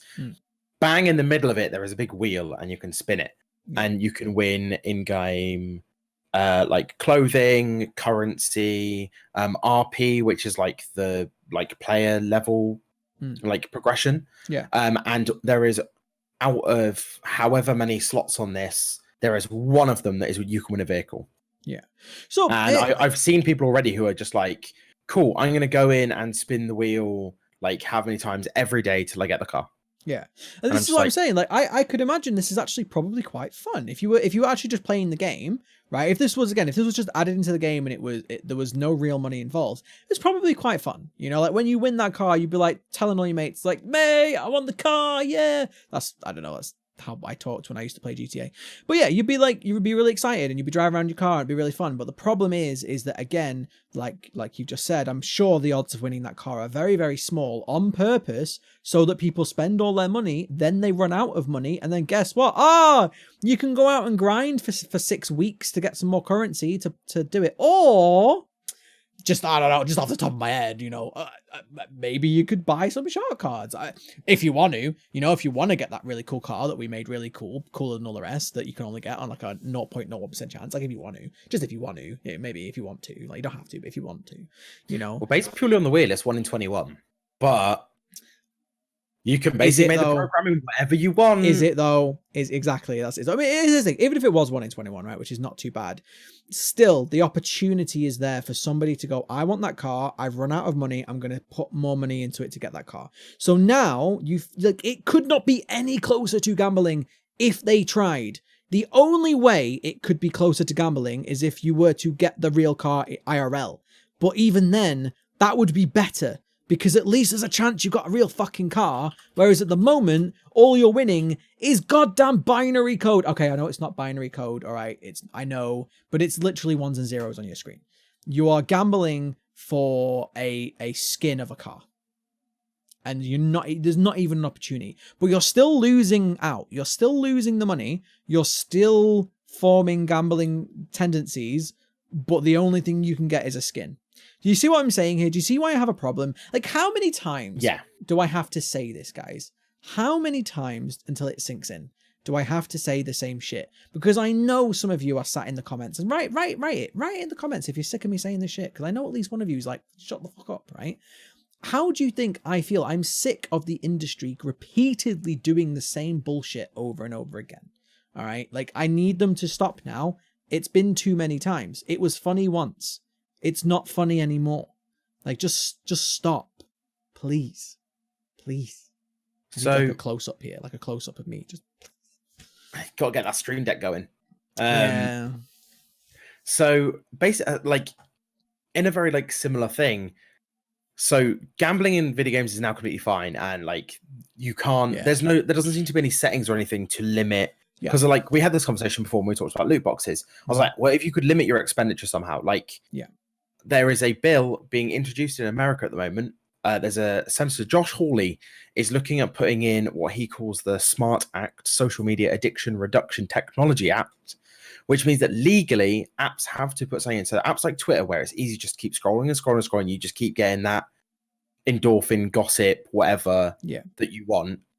They would make it so that the apps had to be programmed so that they limit you to 30 minutes a day unless you set it at a different time. And then you have to renew that setting every 30 days. This is what I was saying earlier, though. This is why we don't want people who don't know much about the industries getting involved in these industries, because that would kill like influencers and things like that. You know, like that would be so bad for them, because some influencers literally do spend all day on Twitter, but that's their job. Right. Well, influencers would be able to go into the app and be like, no, I want an open X. Yeah. So you can do that. But so options, you put that in every 30 days. It will say like, it's been 30 days since you set your limit up. Like, we're going to revert it back unless you change it again. Yeah. And it's just basically more things to help people that do have a problem with social media to be able to be like, cool, I need to sort this out. So I'm going to put this thing in, and then you can't change for 30 days. Yeah. And obviously, it's only on like mobile phone apps. You can still do it online on a computer, but it's to stop it just being at your fingertips the whole time. Well, this is the point. Like I said this before, options are great, and any options that give the consumer more power to protect themselves from these scummy, horrible companies is great, and I like that. And any company who wants to keep their reputation should be looking into these things. The problem is, and we know now how little these companies care about their customers, because we've heard the interviews where, you know, I forget the name of the guy, but the guy who was stood up saying, this is how we should turn all of your players into whales. You know, I mean, the fact that we have names for how much money you spend in a game, either a dolphin, a whale, or a shark, or a mega whale, I think you can be now, or a kraken. I'm a kraken. None of these things. That was it. People who spend an aggressive amount of money on a game is a kraken. But the fact that they even have names for how much money you spend in a game, and the fact that they're hiring people who stand up in front of thousands of people and say, this is how you trick people into spending more money. If you haven't seen that video, by the way, I highly recommend you go and watch either Jim Sterling. If you don't like Jim Sterling, Yong Ye does a lot of talks about these as well. Go and watch one of those two, because they have shown this video where this guy is literally saying things like, just off the top of my head from what I can remember, he's saying things like, don't ever tell your players that most players don't spend any money, because they will then go, oh, well, I won't spend any money then. You've got to pretend that they do. Things like that, little psychological tricks that these companies are using to get you to spend more money in their games. So we know these companies are, you know, employing whatever they can, whatever trick they can trick you into spending more money in their bullshit. They will do that. So why the hell, if they're trying to psychologically trick you into spending money, would they give you a defense against their psychological tricks? And this is where we come to my fundamental key argument, is that these companies need to be stopped. They need somebody to come in and step in and go, no, Activision, no, Rockstar, Blizzard, no, EA, stop. That's what we need. The problem is that the people that are gearing up to do that are US senators, and a lot of them have no idea about the industry. And so we need something to be done. It's not going to happen anytime soon. They're not, like, these companies are not going to jump on board, because we've said this before, like, why not have an option in any game that has, like, you know, gambling or loot boxes to just turn them off? But they wouldn't do that, because I they would want to love tempt to see you. that, or like make it so that you can turn it off, but if you want to turn it back on, you have to like ring a customer service line. Yeah, or Because whatever. how Just give often us would you an be like, option. well, actually, that skin's really nice. Like, I'll just buy it. Mm. And then it's like, oh, but I'm gonna have to ring someone. I have to do this. I have to confirm some details. And then you're like, actually, I'm not that fast. Yeah. This Like is what I'm they saying. get Like you with that protection. impulse. Yeah, 100%. Like any protection we can get from this stuff. Because again, some people are fine. Some people don't bother about skins. They don't bother about loot boxes. They don't bother about gambling. They don't care. And that's absolutely great. That's good for you.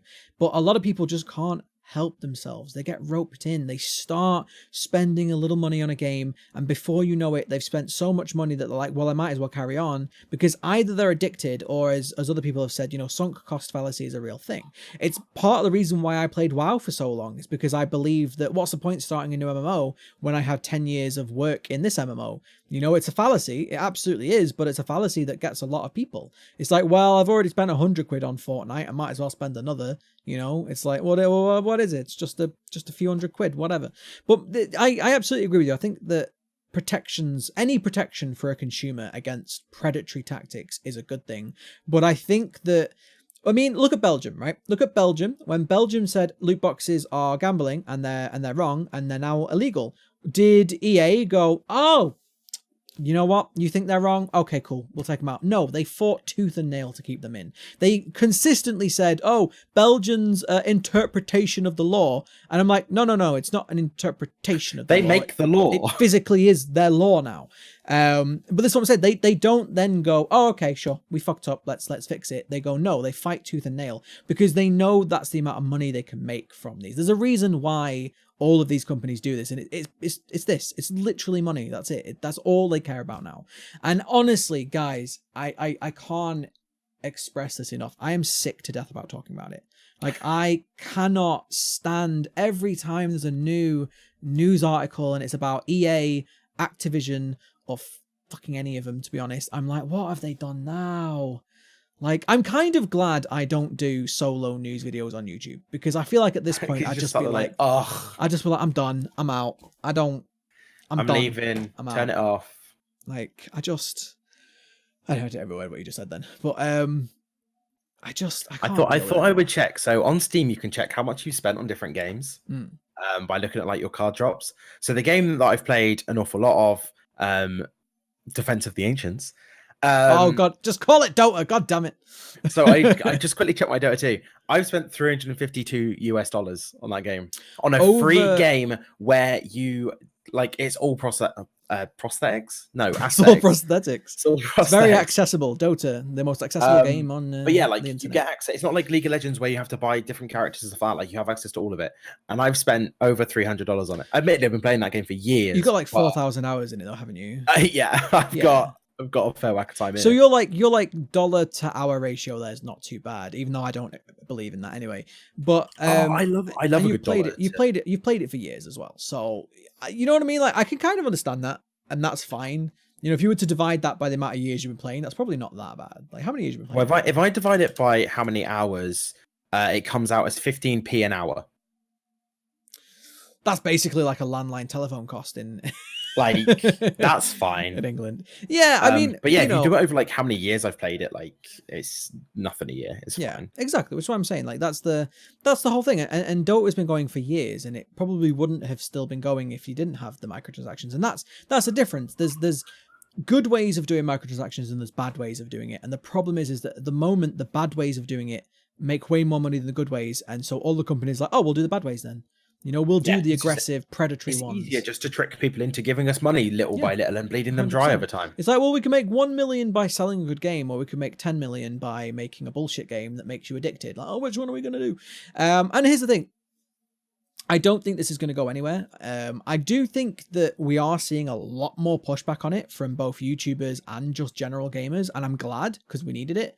But I just like, just make a good game, right? Make a good game. Sell the game, and then if people love the game, then sell them more shit. That's how you should do it. That's how CD Projekt Red does it. People love CD Projekt Red. I'm pretty sure Cyberpunk is going to be one of the best-selling games of the decade. I cannot wait for Cyberpunk. I cannot wait. Do you know what? I'm even going to see if I can buy the collector's edition, just because I like supporting that company, and I love The Witcher 3. The Witcher 3 is one of my favorite games of all time. So I'm going to see if I can afford it if there's any left.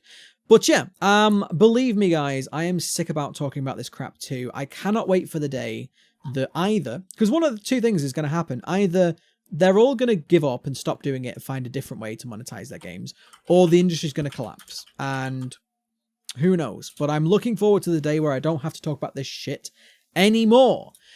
Anyway, now that I've got all that off my chest and out of my system, and I can sleep again. What else we got to talk about? We got any more news? We had another Twitch news we could talk about.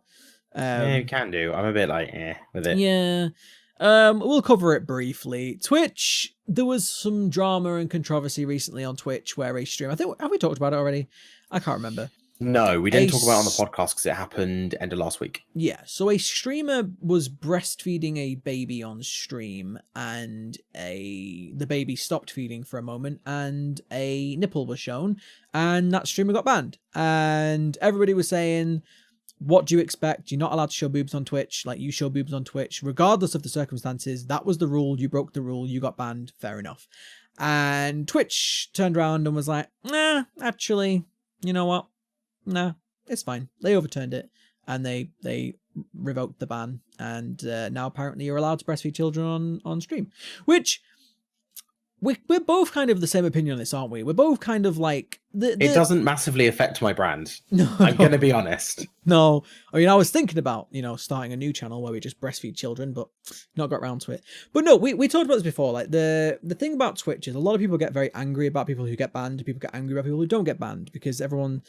the Twitch TOS is very grey, and it's grey for a reason. And we've said it's good that it's grey because that allows Twitch to make executive decisions. Whereas a lot of people want TOS to be set in stone. They want it one thing. If you break that rule, you're banned. And we've said this want it. Yeah, no, you don't. It's not a good idea. You don't. And one of the reasons why is because at the moment, the way that Twitch do it, they review, when somebody gets reported for breaking TOS, they review the situation and they go, okay, yeah, you deserve a ban or you don't. And they do a lot of missteps. Twitch do a heck of a lot of missteps on all aspects. Sometimes people who really probably should get banned don't get banned. And sometimes people who really shouldn't get banned get banned. I remember, I'm sure... I don't think she watches the podcast, but I'm sure she won't mind me talking about it. I know a streamer called Pep who she's a Pokemon fan. Pep, obviously she's a Pokemon fan, big Pokemon fan. She was showing some Pokemon Go footage that she captured from her mobile phone.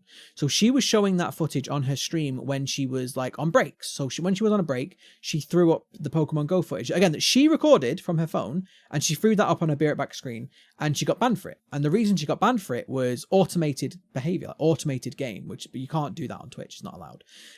Even though gold farmers exist, multi-botters. But anyway, so she got banned for automated gameplay, and they banned her for a week. No appeal, no nothing. And, examples like that, it's like, really, Twitch? Like, really? Like, But again, we need the rules to be a little bit grey so that Twitch can go, okay, like, maybe they did break TOS, but maybe in this situation it was okay. Or maybe, the other way around. But we were talking about before the podcast, we were talking about this, where it's a bit of a weird one, because... the analogy that I use all the time for Twitch TOS is, would you do it in a supermarket? If not, don't do it on Twitch. And I think that's a pretty... by the way, don't like take that as gospel. Don't go, wow, well, Grumpy said I can do whatever I do in a supermarket, and I always get my dick out in a supermarket. Don't do that. But my point is, what I'm saying... it was an example. Right? Where did that come from? It was an example. I'm saying don't do that, all right? I'm saying don't do that. Just out of the things you do in super... like, like you can scream... I was trying to think of something that would get you banned on Twitch, and that's one of them. So, my point is that it's kind of a good sort of like rough idea of the Twitch TOS. If you do it in a supermarket, it's probably okay. If you wouldn't do it in a supermarket, it's probably not okay. And in this scenario, like, it makes sense, right? Would you breastfeed a child in a supermarket? Yeah, if the baby was crying and needed food, of course you would. And anybody who thinks that's a problem is an absolute idiot and should just shut up, right? But you would absolutely breastfeed a child in a supermarket. So by that analogy, that should probably be okay on Twitch. Like, yeah. The difference, though, is, right, and this is a big difference. The difference, though, is if somebody was breastfeeding in a supermarket, the sensible and you know, like the real thing you should be doing is just ignoring them. They're breastfeeding a child. They don't want you staring or gawking at them. Like, they're just doing a natural thing. Children need feeding, right? So you see someone breastfeeding in a supermarket, you don't stand there and go, ah, you leave them alone. That's what you do, right? So my point is, though, is when you're doing it live on camera, people are literally there to gawk at you. That's what they do. They're there to stare at you while you play. Well, not stare at you, but, you know, they're there to watch you while you do whatever you're doing. So when you're breastfeeding on Twitch, you're basically saying, hey guys, come and watch me breastfeed a child. And it's a bit, I don't know, it's a bit dicey then, isn't it? Because you're inviting people to come and watch you breastfeed, which again, I have no problem with, by the way. Like, I don't give a shit. You know, again, it's a natural part of life. In a lot of cultures and a lot of tribes, people walk around butt naked and no one gives a shit. That's part of their culture, right? I don't really care. But my point is when you're live on a platform, like, do you really want people like watching you while, I mean, like, for a start, like, that child might grow up and be like, wow, I was the breastfed kid. Like, what the fuck, you know? Like, I don't know. It's just a bit of a weird one. Like, why would you want to breastfeed on Twitch? Why would you want the trolls of Twitch coming in going, ha ha ha, I saw a boob, ha ha ha? You know, like, why would you want that? My angle on it is as well, like, so, like, say your kid needs feeding in Tesco or whatever, like, because you see some people will, like, have a thing that they, like, drape over and, like, they obscure it, whatever. But, like, on Twitch, it is so easy to go into your slobs and it's just be like, cool, I'm going to put an image of a black box and just cover up, because I know that Twitch TOS says I can't have my boob out. Yeah. So, like, it's such... and it doesn't stop you doing what you're doing at all. You click 3 buttons, add a source, it's an image, here's just whatever you have. You can literally just put whatever picture you want. Your profile picture, you can do whatever. You can alt, drag, and crop the webcam. Here's my argument, right? Say you're streaming and you're also looking after your child, because I don't think there's a problem with that. If you're looking after your child while you're streaming, like, I don't think that's an issue, right? So say you're doing that, and then all of a sudden your child like needs feeding, and you're like, oh, quickly gonna feed the child, put it back, whatever. Like, in that scenario, sure, like, I don't see a problem. I don't think a streamer should get banned for doing that. However, at the same time, as you're saying, it's very easy to go to a be right back screen. It's very easy. And I'm not saying that you have to do that, but why wouldn't you do that? Yeah, so this is the angle I'm trying to make, is like, it's just one of those things of, like, there are arguments out there, and I think there may be some credence to these arguments of, like, either you can then be breastfeeding on stream and people will click on it because they'll be like, oh, this lady's got a boob out. Like, I'm seeing, like, because it's like, typical controversy drama for or maybe they just want to see a boob. Yeah. So either you're going to do that, and then you're going to get, like, larger amounts of views based on that, or there's going to be a big fallout after the end of it, and then you get to have this big Twitter discussion, which is what happened, should you be allowed to breastfeed on stream? We said this, like, if you get banned for breastfeeding, it's just, you've just won, because you've just now got a fuck ton of publicity. And, you know, some people would go the angle of, oh, so Twitch says it's not okay to breastfeed then, and now you've got, all of a sudden, you've got this, like, it doesn't matter at this point, you've got controversy, and a lot of people grow by controversy. So, you know, we've said this before. Sorry, I have cats in here today. And in no way am I accusing the streamer of utilizing their child or using breastfeeding as a tool or But I think, like, it would have been so easy just to do a thing that just made sure that there was going to be no fallout. Yeah, and like I said, like, just like, for me personally, I really don't give a crap if somebody wants to breastfeed their child on stream. I'm not going to go and watch it. Like, but I also don't care. Like, that's your, like, whatever, you know, that's up to Twitch to decide whether they think that's acceptable or not. But at the same time, we're getting into this really weird territory of people are starting to be like, well, I'm going to do something, and if you ban me, it's going to be a big controversy, and if you don't ban me, it's going to be a big controversy. It's like, we've had this so many times before where people just look for something radical to do just for the views. And I think the streamer in question, I believe, and I could be wrong, I believe she came out with a statement saying that she was actually talking about breastfeeding. That was the whole point of the stream. It was to kind of not really raise awareness of breastfeeding, but there are people who, like, don't believe in breastfeeding in public, which, again, that's your right to have that opinion, but, like, come on, it's fucking breastfeeding. It's natural. Children need feeding. We die if we don't get fed, okay? Like, breasts are a natural part. I know we're probably breaking all sorts of YouTube rules because we're talking about boobs. I said the word breast. Well, I said breast too. We'll see if this video gets taken out. It would probably get demonetized if I had monetization enabled, because some people on the internet are very prudish. However, are you saying white dudes can't talk about breastfeeding? Yeah, but here's the thing, like, literally, it is a natural part of life, and if you can't handle that, just don't watch it. It's fine, just go away. If somebody's breastfeeding and that annoys you, just leave. Like, you're the problem there. And so I think that kind of mentality should extend to Twitch, but at the same time, Like, do you have to do it on stream? You know, like peeing is a natural part of life. You don't do it on stream though. Dr. Disrespect. Sorry, I couldn't not. Yeah. Do you see what I'm saying? So it's kind of a weird I one. saw like a Twitter conversation going, and there was someone that was just like, maybe she just doesn't know what the Twitch TOS is, and I was like, not an excuse. I was like, A, it's not an excuse, and B, as an affiliate, is she affiliate or partner? She's definitely, Don't know. Either way, you've got to read the TOS. She has a contract with a company that states that she will read and abide by the TOS. Yep. And I was just like, probably, and she's never going to come out and be like, well, I didn't realize that having my boob out on stream was against TOS. Like, how would you know that? Yeah. But like, yeah, that was the only real interaction I had on Twitter was just like this one person that I was like, she definitely knows TOS. Yeah. She would have read TOS because I too am a Twitch affiliate. I have read TOS, and I do not read end user agreements. You should. I don't, because they're all 800 pages long. I feel like anybody who's around Twitch for more than like a month though, like, you know, TOS, because people talk about TOS all the time. It's like and I know there is misinformation. Who we literally just like, okay, you can't say that in chat. It's TOS. Like, you should definitely read TOS. Yeah, again, TOS has some hard and fast rules. There are some rules in the Twitch TOS, like you cannot do this, you can do this. But there are a lot of TOS that are very grey. Like, let's just, as an example, right? Drinking on stream. You are allowed to drink, as long as you're of legal age to do so wherever you live. You're allowed to drink alcohol on stream. Right, and you can drink as much alcohol as you want on stream, but as soon as you put yourself in a position where you are potentially, you know, a dangerous situation where you're potentially harming yourself or others, now you're breaking TOS. And so that's why we have to have this grey area, because the hard and fast black and white rule would be no drinking on stream. And as we were saying at the beginning of this podcast, like, we had a really fun stream the other night where you and I having a couple of drinks on stream, community night. It was fine. We had a couple of drinks. It was Sunday night, whatever, cool, you know? So if that was a rule, then that stream wouldn't have been as fun. So this is why we need grey area rules, is so we can have these conversations about, well, yeah, maybe we did break the TOS because we were drinking alcohol, but actually we weren't breaking TOS because we were doing it safely. Do you know what I mean? You need that kind of grey area when it comes to rules, and I'm glad that Twitch still operates that. I mean, the weird thing is, Twitch has very specific rules in place for breastfeeding. Like, there is a bit in the TOS that says that breastfeeding it can be allowed on a Twitch stream if it's pre-approved and for educational purposes. Yeah. Because a lot of people in this situation were like, well, Twitch showed a thing that was like, it was basically a video showing women how to breastfeed, and there was like full-on nipple shot in it. Mm.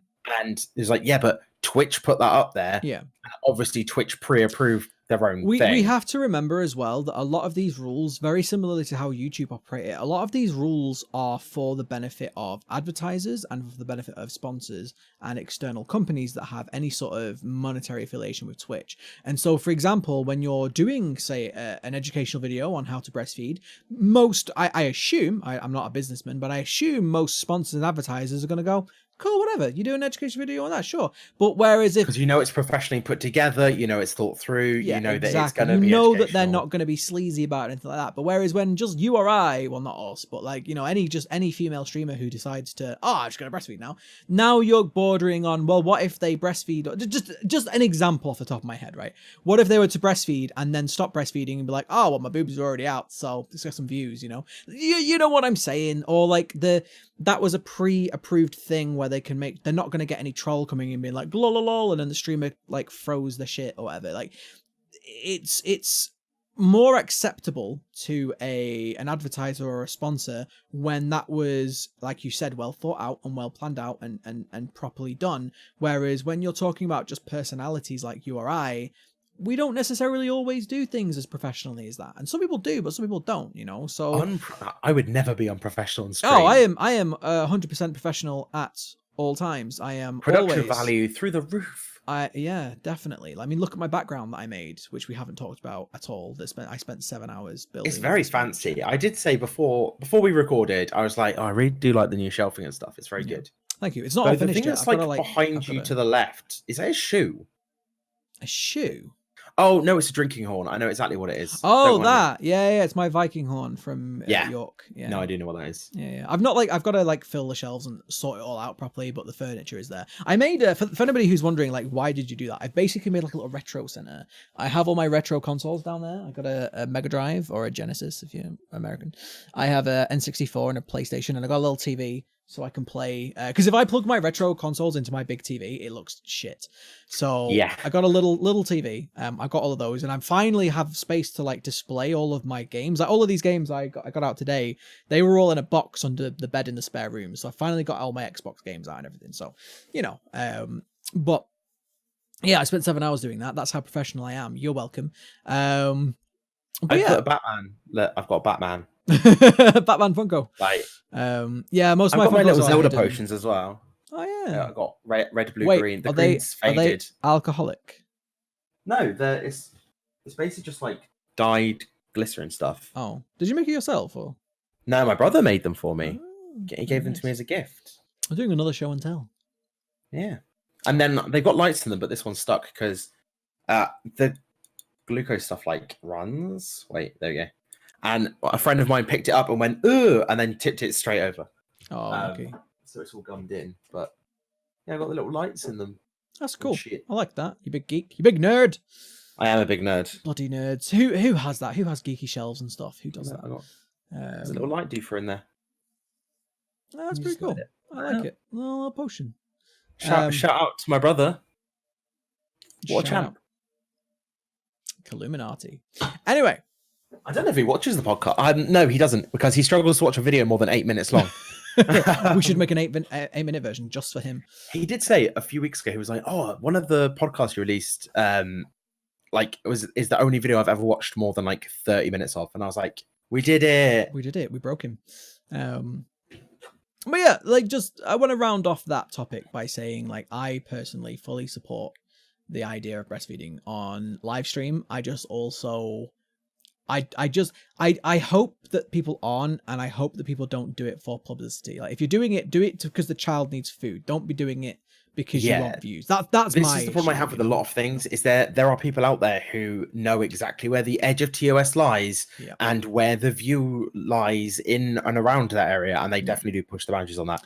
100%. And I think there are people out there that probably would do that. Obviously, there's a lot of people that wouldn't do that. Yeah. And personally, I think. It's like in my streams, a conversation that could have been had with Twitch before the actual thing happening, but I really don't think it was. Maybe there was, because the thing was, what most people are saying, and I don't know if it's true, what most people are saying, the reason she got the ban in the first place was because there was an accidental nipple slip. Nip slip sounds better when you say nip slip, but because the baby stopped feeding or delatched, I think is the real technical term. There was a nipple shown, and we all know that nipples are against TOS. So even though but how can you account for that? If you're going to breastfeed on stream, it's probably going to happen. Like, you can't, do you know what I mean? Like, how can you this is why I think it makes sense. This is why I think it makes sense to be like, okay, educational purposes only, and have it pre-approved, because then it is a pre-made video where you can go, okay, like, this is fine, this isn't, and you can cut it. Doing anything live, there is always a risk of something happening off plan. We got to be careful as well, because I feel like there are probably a lot of, well, I don't know how many there are, but there are probably some young, I don't mean that, but like mothers, you know, like newborn baby mothers, you know, who are like, I am a streamer and I want to continue to stream. And, you know, like, some people don't like to express milk or use formula. They want to breastfeed properly, and if that just happens to fall at a time when they're streaming, maybe they don't want to lose viewers and things, because if they go onto a be right back screen for half an hour, maybe everyone will leave, and that's a real thing. And so again, this is why it's a real gray area, because I think we should be as accommodating as possible for a new mother, you know, like we should. That's like, I don't know, maybe you're not allowed to say that anymore, I don't know, but I do think that we should be as accommodating to mothers, because, you know, like it's the circle of life. We need mums to raise children, okay? So I think that we should be as accommodating as possible. And if that means that, you know, TOS has to be broken so a mum can breastfeed her kids, well, so fucking be it. Like, if you don't like it, don't watch, you know? So I don't know, it's a tough one. I think that I'm kind of glad that Twitch overturned the ban, because it wasn't, in my opinion, it wasn't like any harm. It was literally just someone getting breastfed. So yeah, you know, I just worry that people are going to take advantage. I worry that people are going to, like you say, find loopholes and be like, oh, well, if we can do that, we can do this, and then it's going to cause more drama and controversy. Well, this is why I feel like Twitch could have probably come into this from an angle of just like, look, we get it, sometimes you've got to breastfeed a child, but just try and do as much as you can to like crop the camera, something like that. Twitch never communicate. They ban and they unban, but they never talk to the audience. Like, if they were to come out and be like, The woman breastfed, fucking deal with it. I would have so much more respect for them, but they never do. They're so corporate now that they refuse to talk like normal human beings because they're so afraid of the backlash of actually coming out with an opinion. So they try to be that robot. You lose. Yeah, exactly. So they try to be that robot like most of the big corporations do. They try to be that robotic, we are not making an official statement. Please refer to TOS. It's like, no, just come out and say what you feel, you know? Like, I don't know. I wish all of these big companies, game companies included, Twitch included, YouTube included, I wish they all went back to having a bit of a human touch and being honest with the people. And I feel like they probably saw an uprising coming up and they just said like, look, don't breastfeed on stream. Yeah. And at the same time, they didn't want to be like, okay, all breastfeeding on stream is fine. Yeah. And the problem with the internet is you can't middle ground because people will just be like, well, now none of us are happy. Yeah, and it's exactly. like, shit. Well, we said it before. The small groups of people that have to make a problem about everything, they're the very vocal minority, you know? Like, I think most people are fairly understanding and accepting of most things, but then you get really small core audiences of people that just have to yell and they have to be angry and they have to be heard. And oh, god damn it, I'm sick of those people too. Who else are we sick of? Who else do we want to pick on today? I picked on the big AAA companies, the small minorities of vocal people. Who else are we gonna? I don't know. I don't know. I was gonna try and make a joke, and then everything I thought of, I was like, yeah, Boris goddamn Johnson, come at me. Yeah, no. That's it. I'm just like, I don't want to go politics. I nearly was just like, oh, should we just all hate Ninja? But then, like, you get out of context, it's just like, great.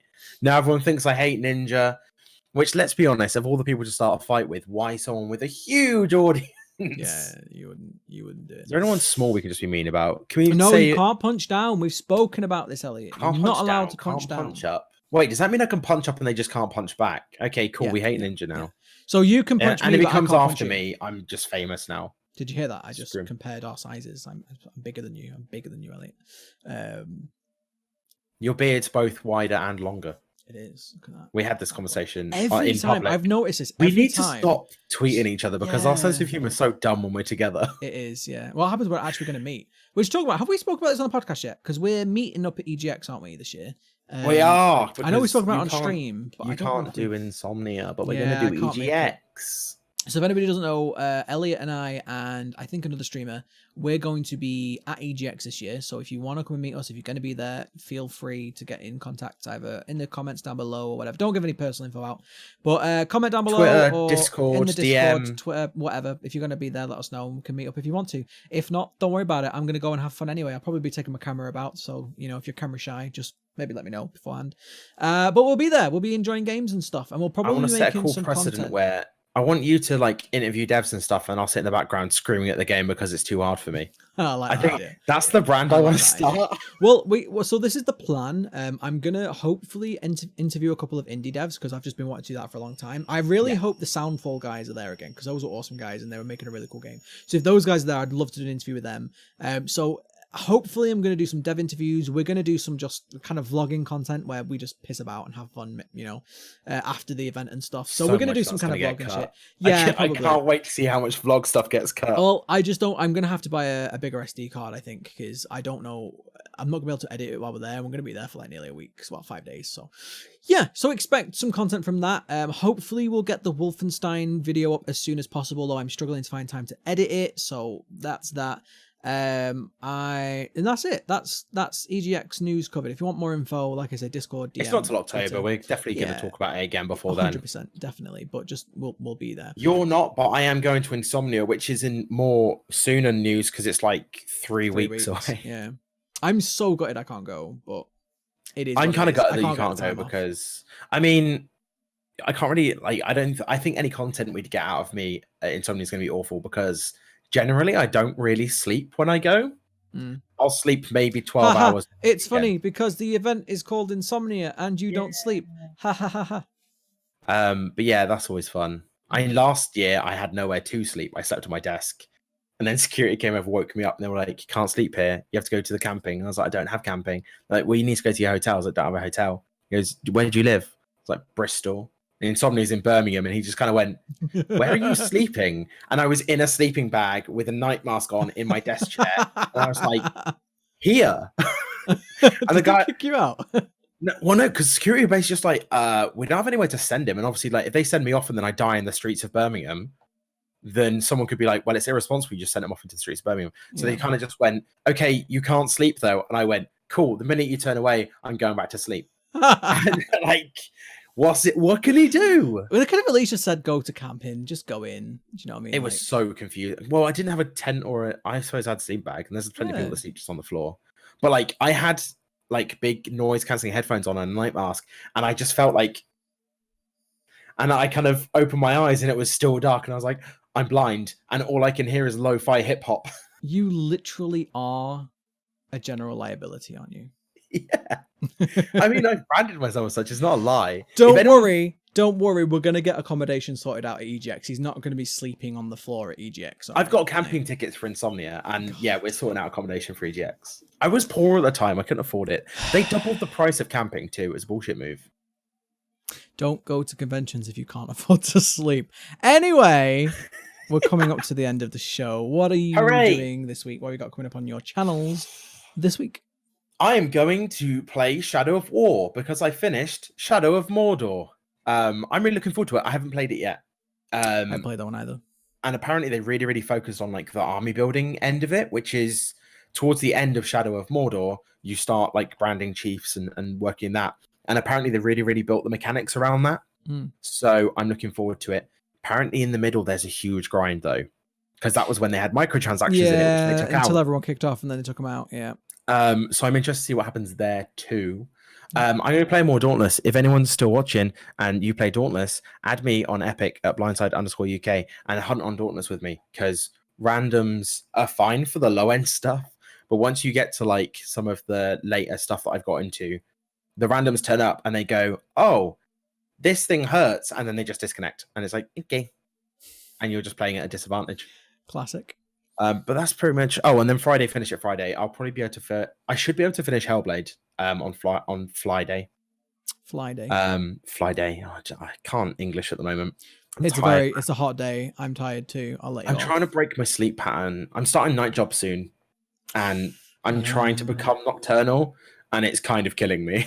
You know, when I was younger, I had a bar job and it was fine. And now, if I tried to do that, I'd be like, no. Well, I had a bar job and I worked midnight to midnight mostly, which we obviously like by the time you close up and everything, it's like 1 a.m. Yeah. But it was in a hotel, so the bar staff finished at midnight, and that wasn't too bad. This is 7 at night till 5 in the morning. Yeah. Like, it's But rough. On the plus side, it means you've got money to come to EGX, and that'll be awesome. So I have I don't know what I've got coming up stream-wise this week. I have no idea. I feel like I made a plan for a day this week, and I can't remember what it was. So I'm Scary Game Thursday. Yeah, I know we're doing Scary Game Thursday, but I can't remember what I'm sure I had a plan. But I'm in two minds. I'm going to do Dino Crisis, because I own it. It's on my shelf up there. You can't see it, but I've got Dino Crisis. You got the capture thing. Yeah. I've got a capture. I don't know whether to do a YouTube Let's Play, because I've only done a couple of Let's Plays so far, and I don't know if to do a YouTube Let's Play or stream it. I think I might do a Let's Play, because it's a really old game. Like, no one really watches it or thinks it anymore. I think I've never seen Dino Crisis. I probably would watch. This is the reason why I want to do it, because I talk about Dino Crisis all the time, because I'm a big Resident Evil fan, and I remember Dino Crisis 1 and 2 are amazing, and I love them. And they are essentially, if you've never heard of it, they are essentially Resident Evil with dinosaurs instead of zombies, right? And so I really want to play it. And I was speaking about it in my stream, and I had a few people be like, "Oh, I've never played that or seen that." And I'm like, "What? Like, how?" Like, even people that be like, "Oh yeah, I played Resident Evil, years ago." I'm like, "How did you not know about Dino Crisis?" So I kind of want to do that. So maybe I'll do that on YouTube. I think I might actually do a Let's Play. I might start recording it this evening, although I've got to edit the podcast.